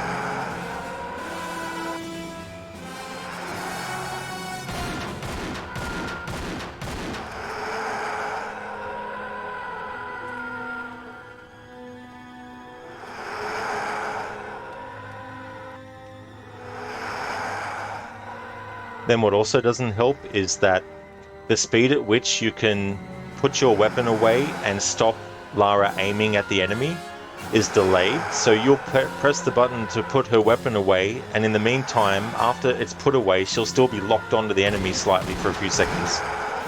Which means trying to actually run away from the enemy when you want to is a damn pain.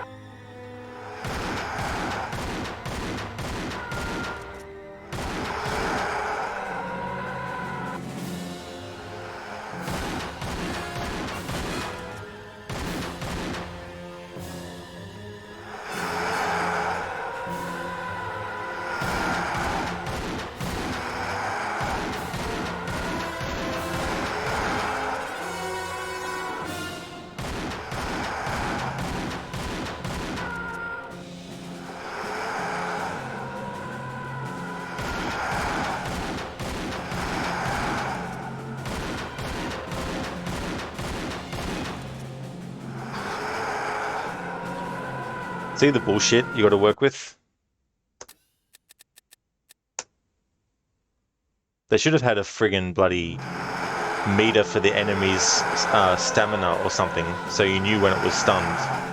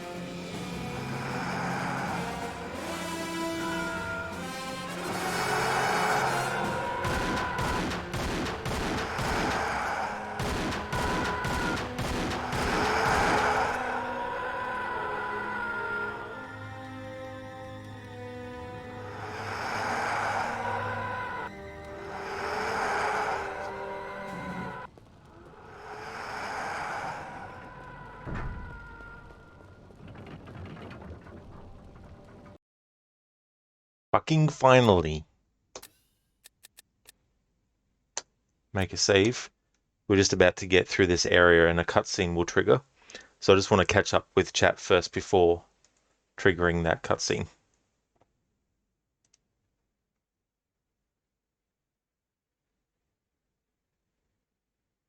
Hey, welcome back, Drake. You're back and you're energized to hate everyone again.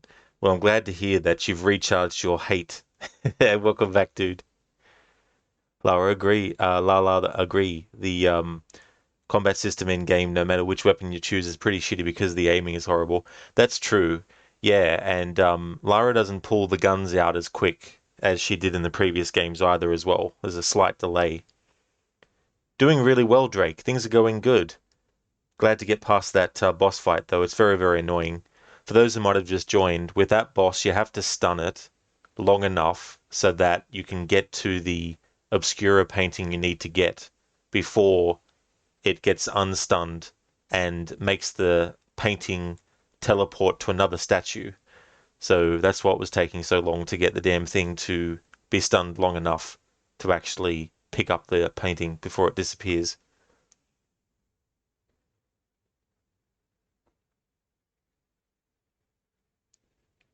In case you're wondering who number one is, it's Rod. One for 5 years straight.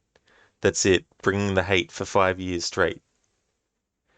Thank you so much, Drake, for the 4 years, 4 months, and 8 hours of followage. Thank you very much for that. Scratch that, 4 years in a row, still number one. Lala, that lock-on enemy mode is just awful. Lara gets all wonky when she targets them. That's true. Yeah, that's another good point about it. But you remind yourself that you didn't like this one for its gameplay, but rather its storyline, memorable characters, and the levels, lol. That's it. Yeah, there's definitely shortcomings that this game has, and that which it would have been good if they ironed that out. Like for that boss fight, giving an indicator more strongly that they're stunned. You know, have a meter that's not for their health, but just for letting you know that they're, incapacitated. And then you see it slowly regenerate up until it gets full again, and then that's when you know, okay, they're not stunned anymore. Hey there, Senny. Sounds like the ghost is trying a Bane impression. Ah, yes. I'm the boss of this place. You don't know, do you? You had to do it. Yes, Lara. That's me doing the Bane impression without the Pringles can around my mouth. Lala, you 100% agree. Well played. Thank you so much. It's so good to get past that boss fight. I'll tell you what. This is so, so good.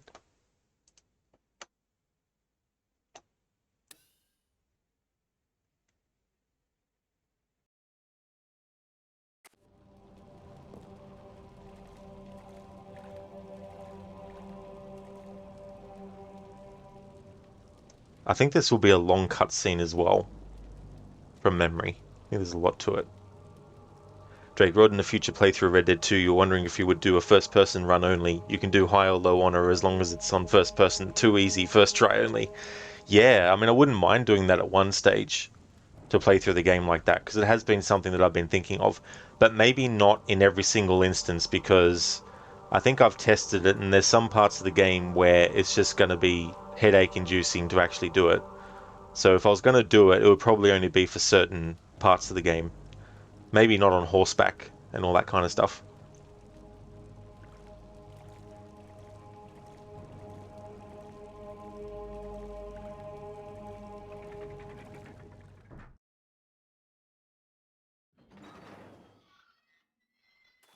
Actually, scratch that.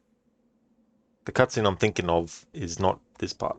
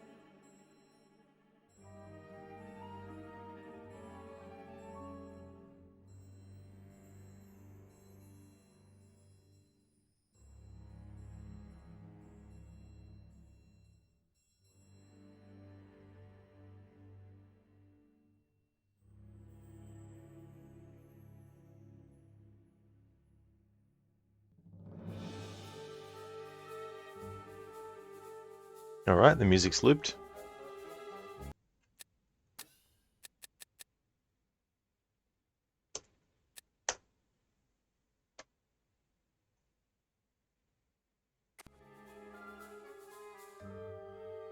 Lara just wouldn't be a Tomb Raider without Lara taking a nice long swim. That is so true, going back all the way to the very first game.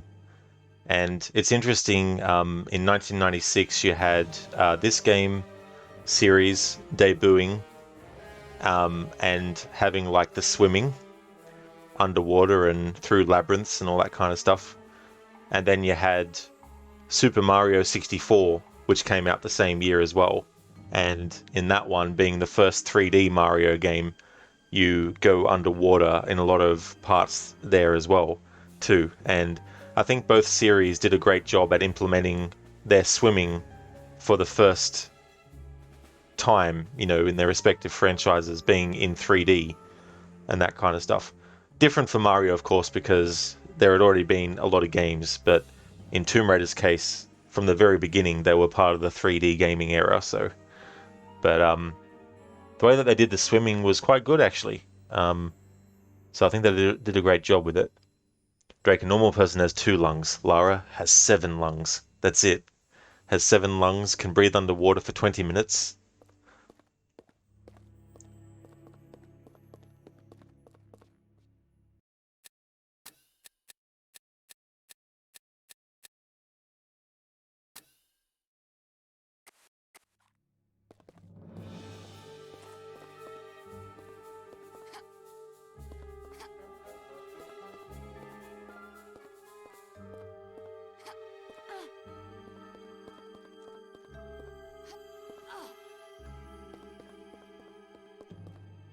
On ne bouge plus!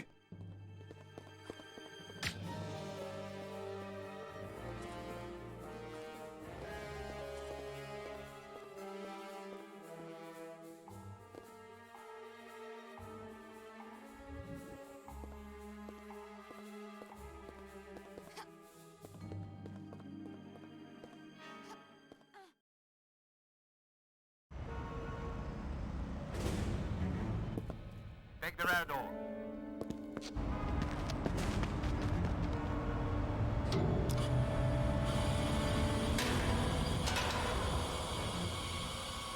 Stay soft.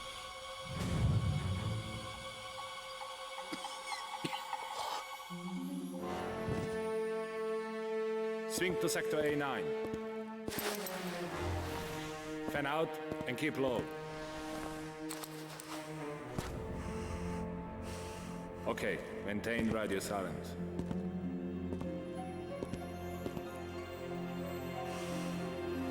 You have your targets. Move out. You have a target. Move out. On ne bouge plus! Now.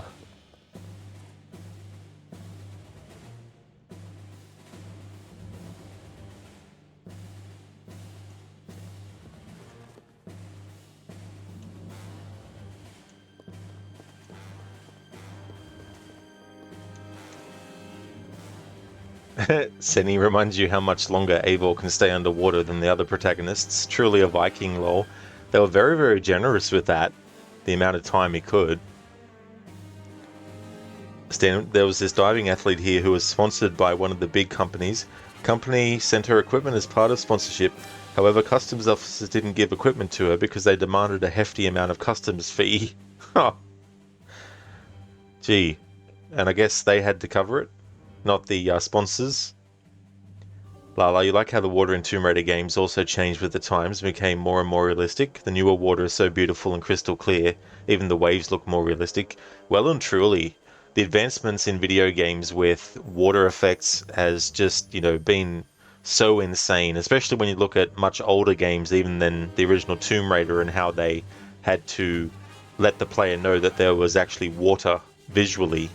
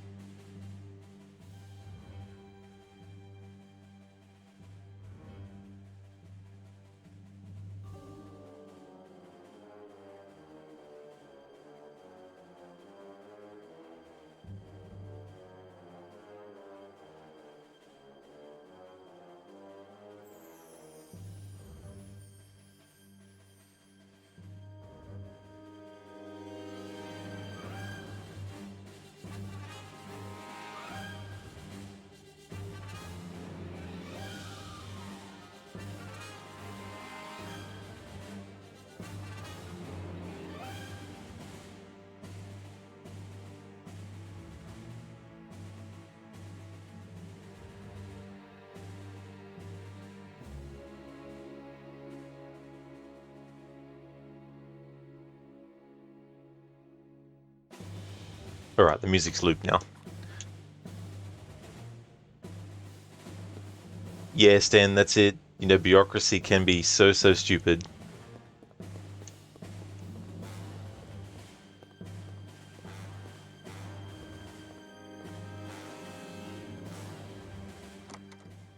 Can't breathe.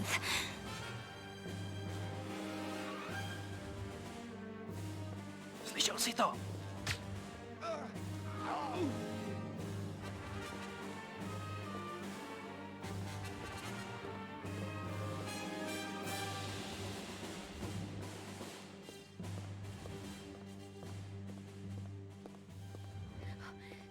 Gotta find a gas mask. Quick!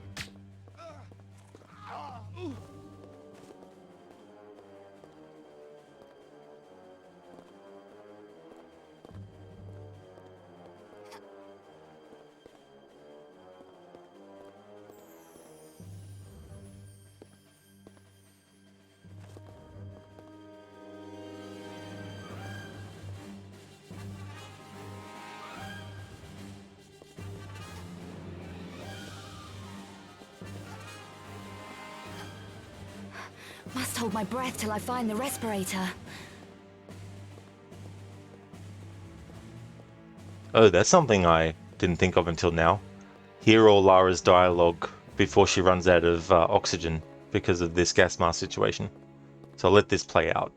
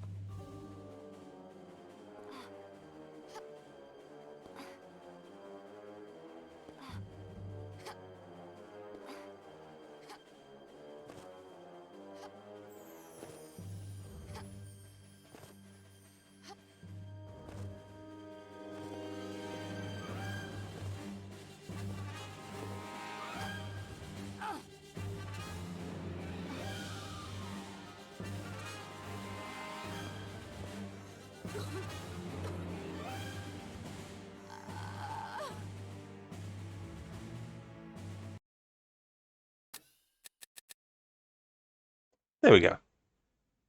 Covered Lara's dialogue for when needs to use the gas mask.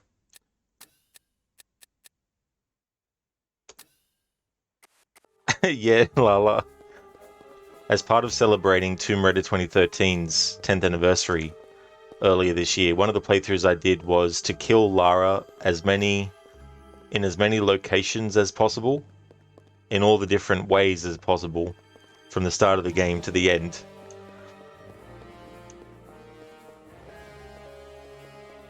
Lala, she just chokes to death. That's it. It's like...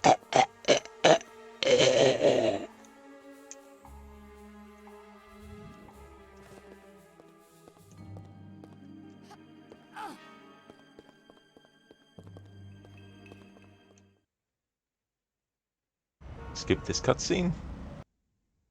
Already seen it. On bouge plus!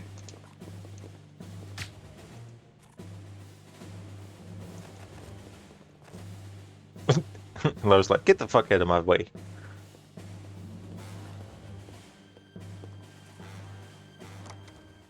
Can't breathe.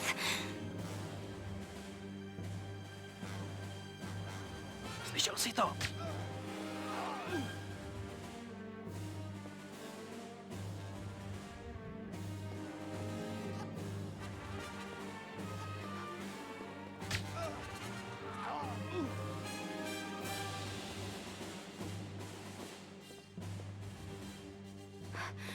hold my breath till I find the respirator.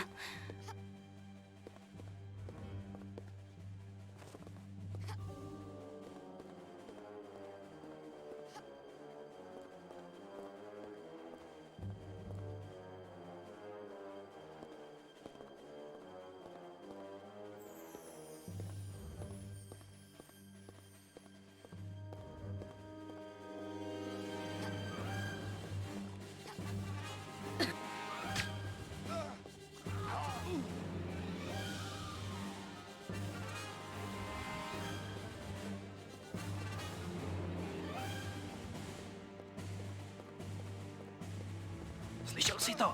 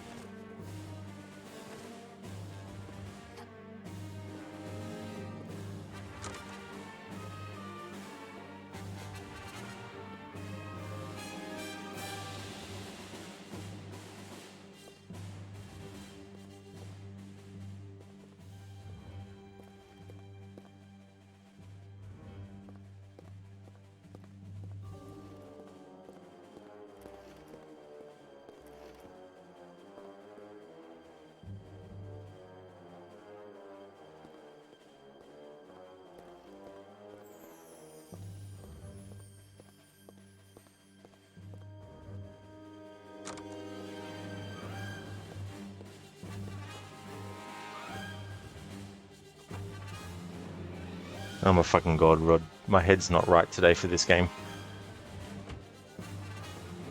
Fucking forgetting where shit is and all this kind of crap. Plus that save I made was fucking back here again still.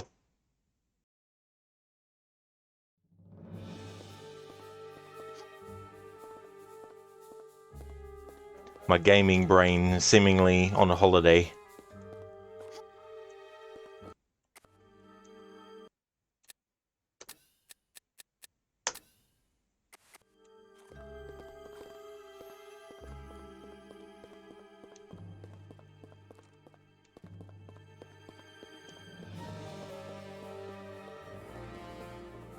On ne bouge plus!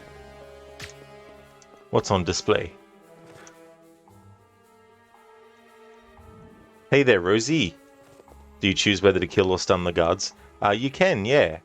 Yeah, you can use weapons on them if you want. But the stun gun seemingly is a very quick alternative to get them in one hit. On ne bouge plus!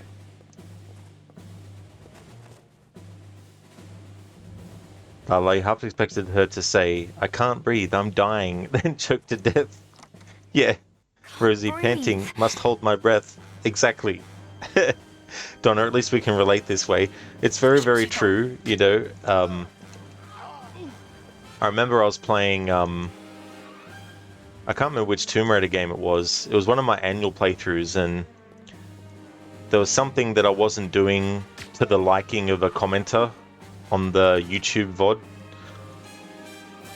Oh, that was Underworld, that's right. I wasn't doing something right with the tigers in the game. Must hold my breath till I find the respirator. And they were basically like, oh, an annual playthrough, you should know this inside out, back to front, not make any mistakes. And it's like, I'm sorry for not being a robot that has a memory that is like 1000% remembering every single little thing all the time. I mean, if that was the only game I ever played every day of my life for weeks and months, then yeah, maybe maybe messing up would be considered to be a bad thing. But, you know, just because I play a game once a year at least doesn't mean I'm a master at it. never make a mistake or anything like that.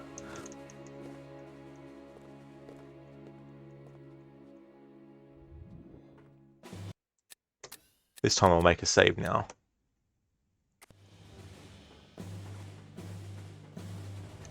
Crooked, know how that feels like. That's so true, you know, it's just... And plus, when you play so many games as well, sometimes you misremember things because you're thinking along lines of a different game and all that kind of stuff. I know, right, Stan? Противник Are you even an elite gamer? Because the only way you're allowed to play games is if you're an elite gamer. It's all about the how amazing you are. Respirators, and not before time. There we go. Now I went the right way. My Lara. foot speed has increased.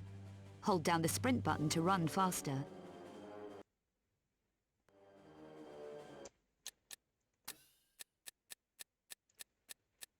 Alright, let's use this.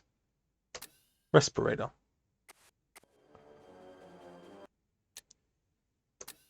Now we can sprint. Rosie, hey, your brain is busy playing video games right now. Yeah. Yeah. And also, too, when you're a streamer, you also have to have other things that you're keeping an eye on as well. So if you're not doing everything perfectly, why are you even playing? Exactly, Stan. It's like anything in life. If you're not doing it perfectly, then you may as well just give up and never try again, because everyone who succeeded at something never failed at once, ever, at all, in their entire life. They got it successful right away. Every single thing that came into existence, someone did it instantly and got it to work instantly. There was no errors, there was no mistakes, there was no having to fail over and over again a million times before they got to the 1,000,000th and one attempt, and then boom, finally got it to work.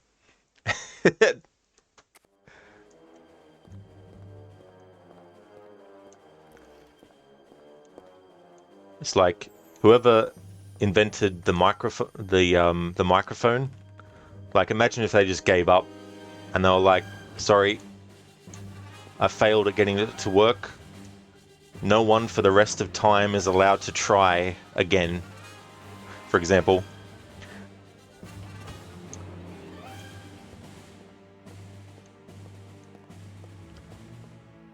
It's like that painter who painted that masterpiece. It was an instant thing. Like, they got it perfectly done, perfectly. There was no trial and error. There was no, hang on, this isn't right, I'll start again, or anything like that.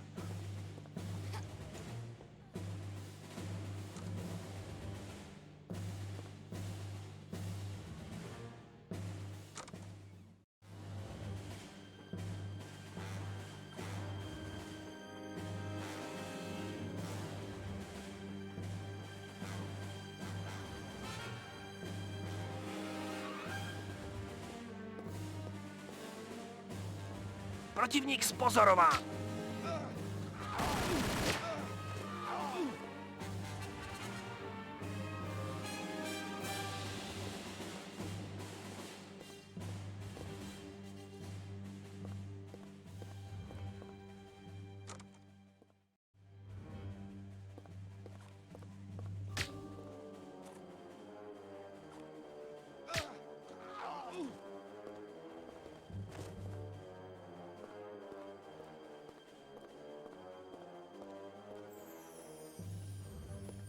We're glad someone finally says it. What's with all the scrubs?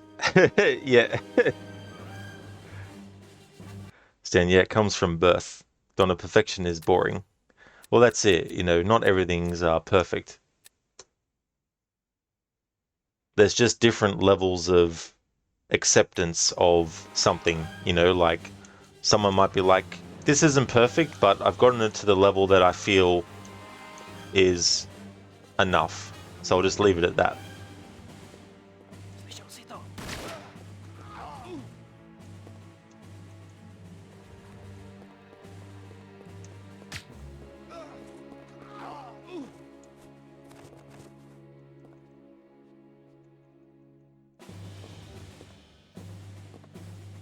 Lala, that's so unrealistic. Shake my head. Exactly. very unrealistic. Stan, imagine being the second person to invent the telephone. You tighten the last screw and it rings. Ah, fuck, hello? Okay, Graham Bell, no need to be so cocky. Yeah. And for every success you see someone achieve publicly, there's 1,000 failures that they do privately to get to that point as well, you know?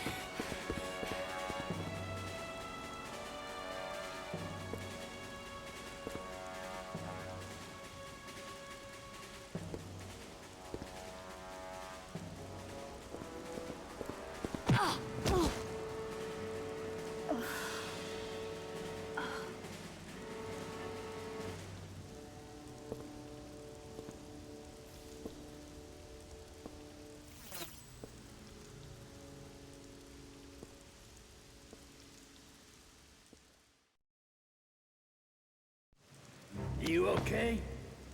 Bouchard, what are you doing here? No time now. Quickly. Was anyone around when you got here? No, no one. Come on! Bouchard, I must get back to Von Croy's apartment. There's something I have to check out there. Your friend's place, of course. Where is it? Rue Valise, the Chantel building. Do you know it? My driver will. Get in.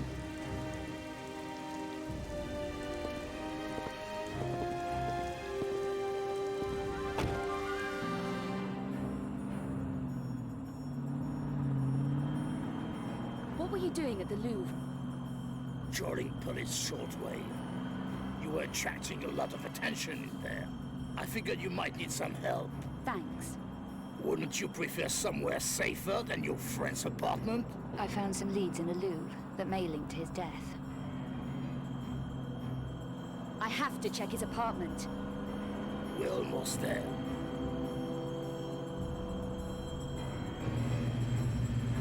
There's something you should know. The police bands were full of details of another monstrum killing in Prague. Prague? Not a dealer named Vasily. Matthias Vasily? Yes. You knew him? He's connected with what I need to find at Von Croy's apartment. I need to go in alone. Okay, I'll wait here. Appreciated, Bouchard.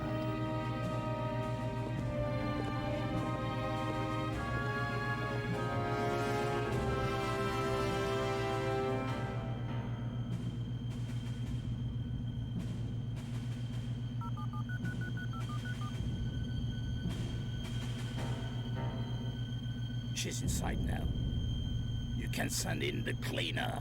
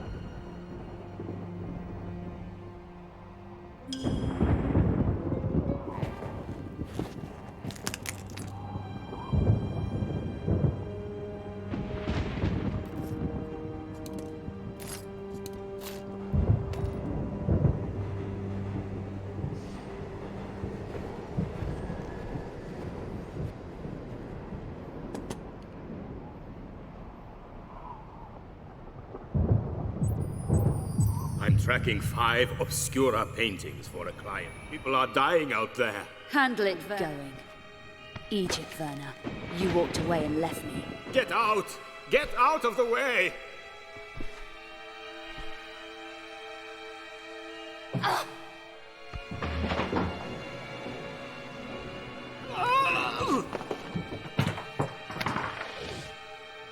No!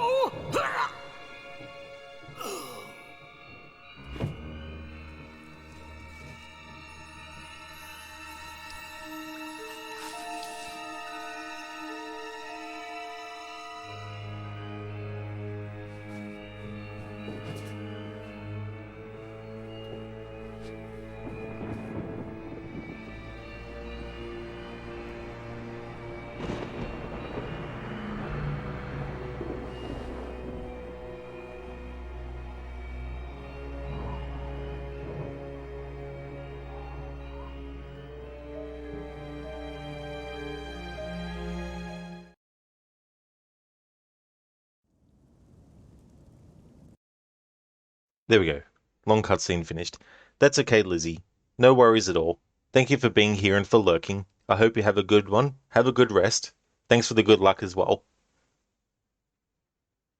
Lala, you think Curtis owes Lara money because he's just getting a free feel off her, shaking my head, lol. Oh yeah, absolutely. That's the thing, right? Like, I've always felt that this was a big oversight with how they told the story of Curtis, because when you're playing this for the first time, you just think that he's some other person who's after the same thing that the villains are. So the fact that he does that to Lara makes you not trust him. So it makes no sense for them to make Lara okay with what he does. And the fact that they reveal him later to be an ally who's actually working against the villains, and he and Lara should be allies, it just doesn't compute.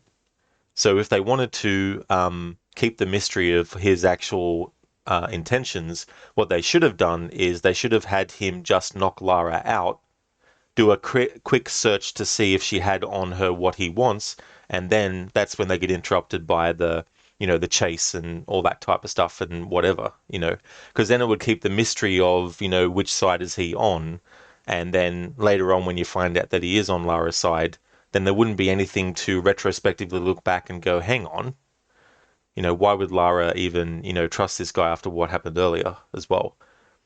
Rosie, well, that was the weirdest damn thing you done seen this week. Yeah, that's true, Rosie, as well. Like, friggin' Bouchard, he's lucky that Lara didn't break his wrist. It's just, yeah.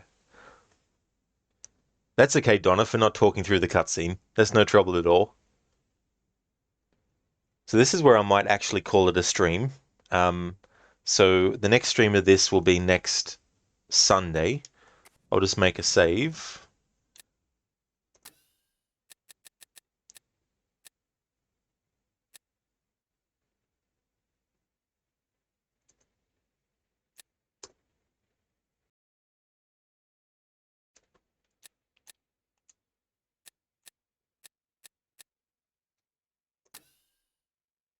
All right, so let me see. Do I have it still? I don't know.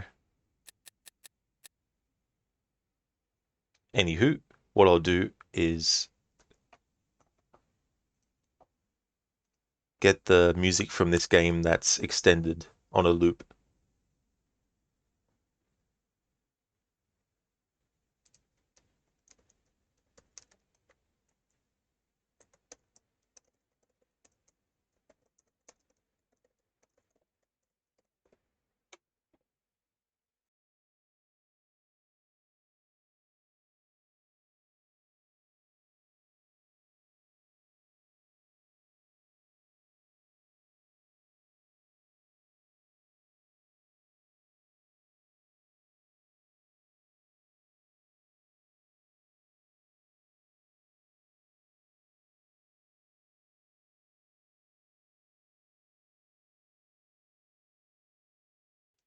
Alrighty then, I'll just have this music play in the background while I do my outro stuff.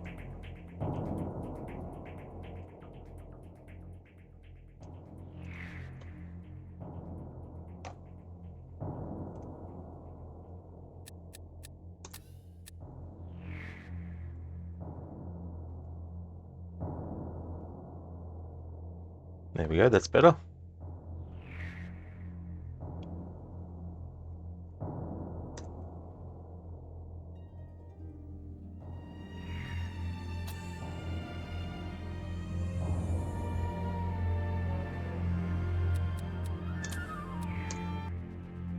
There we go. Now the game's closed down.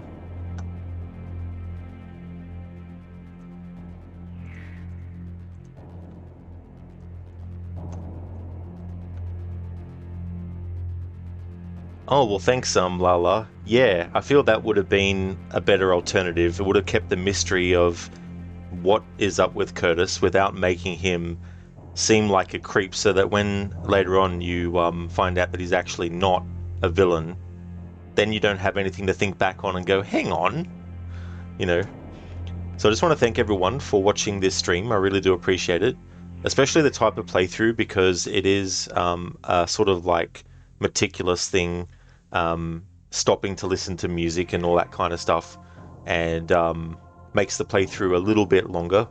But just want to thank everyone for watching this stream. The next stream of this will be next Sunday, and we'll continue on the playthrough.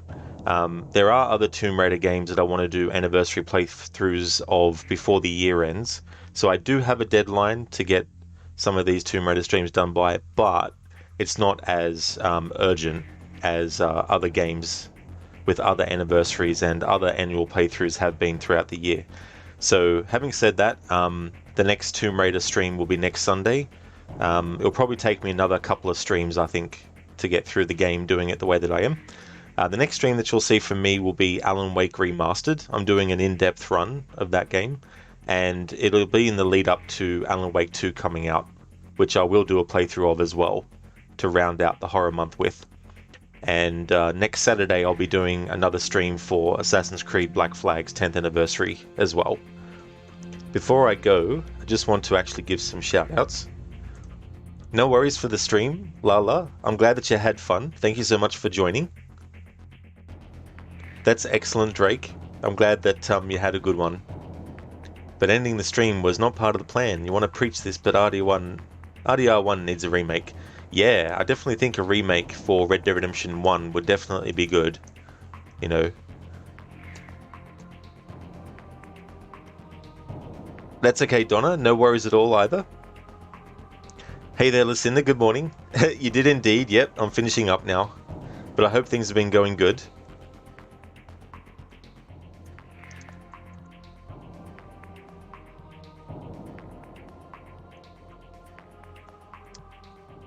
Not yet, Lucinda, no. Still have a few streams, I think, given the way I'm going through it, so... But made some decent progress, though.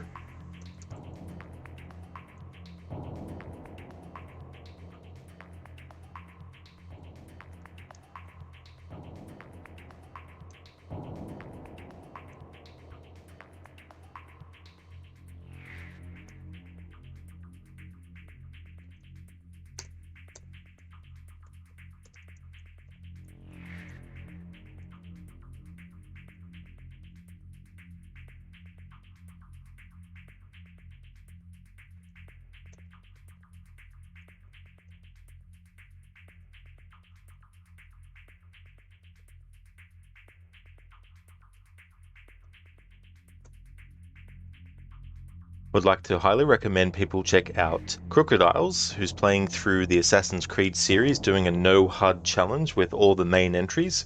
He's going to be playing from Assassin's Creed 1 all the way back through to Assassin's Creed Mirage with that challenge set.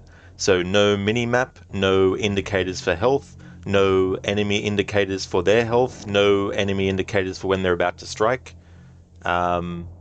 And all that kind of stuff. Not every single game in the series, when you take all the HUD elements away, literally takes all the HUD elements away, but a lot of the games in the series actually do. So he'll be doing that for each main entry in the series. AC has been doing some special event stuff. A great streamer to check out. Highly recommend. Really good community as well. Highly recommend checking out Lucinda, who's doing some chapter select stuff with Resident Evil 6. Is also doing other Resident Evil games as part of Horror Month. Most recently finished a playthrough of Resident Evil 4 Remake, the main game, playing on New Game Plus for the second playthrough, and also playing through the Separate Ways DLC as well. Mr. Gote has been playing Lies of P. He's also a fan of horror games like Outlast, Resident Evil, as well as Dead Space. Shin has been playing some Cyberpunk 2077. He's also been playing Assassin's Creed games, but also a fan of JRPGs and MMORPGs as well. And Thailand does a bit of just chatting. He's also a fan of third-person action-adventure games like Star Wars Jedi Fallen Order, Horizon Zero Dawn, as well as games like The Last of Us. So highly recommend checking out all those streamers if you haven't before. Great streamers, great communities, really cool vibes, so highly recommend. Yeah, Lucinda, so we got up to the part where we go back to the apartment where Lara's mentor, or former mentor, was killed, that she ran away from at the start after being knocked out. So she went back there, and that's where I ended the stream. So making some good progress, so I think probably 2 more streams, I think. And no worries at all for the shout out. No worries. Thank you so much for popping in. Sorry about the timing of that being right at the end, but thank you so much for joining though. We're going to go and raid Gizlek, who's playing Yakuza Like a Dragon. thanks again everyone for watching. We're going to go and raid him. Here's a raid message, a general one. Here's a raid message with some free follower emotes.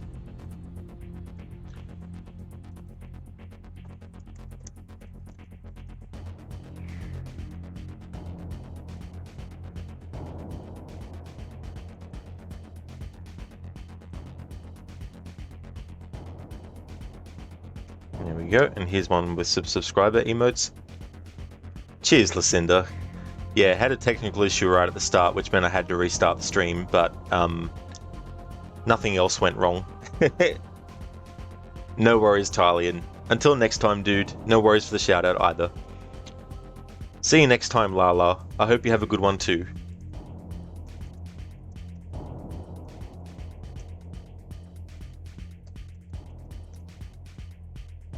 There's the current schedule. Just need to update it so that Assassin's Creed Mirage isn't in the schedule, because I've already done that.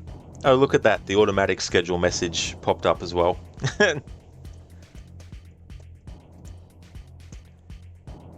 And they're the horror games that I have already done, but also what I'm also doing. Yeah, it's so funny, Lucinda. That happens to me quite often. I'll be like, I need to put this command in, and then then Stream Elements is like, remember this automatic version of this same message that you set up? Here it is.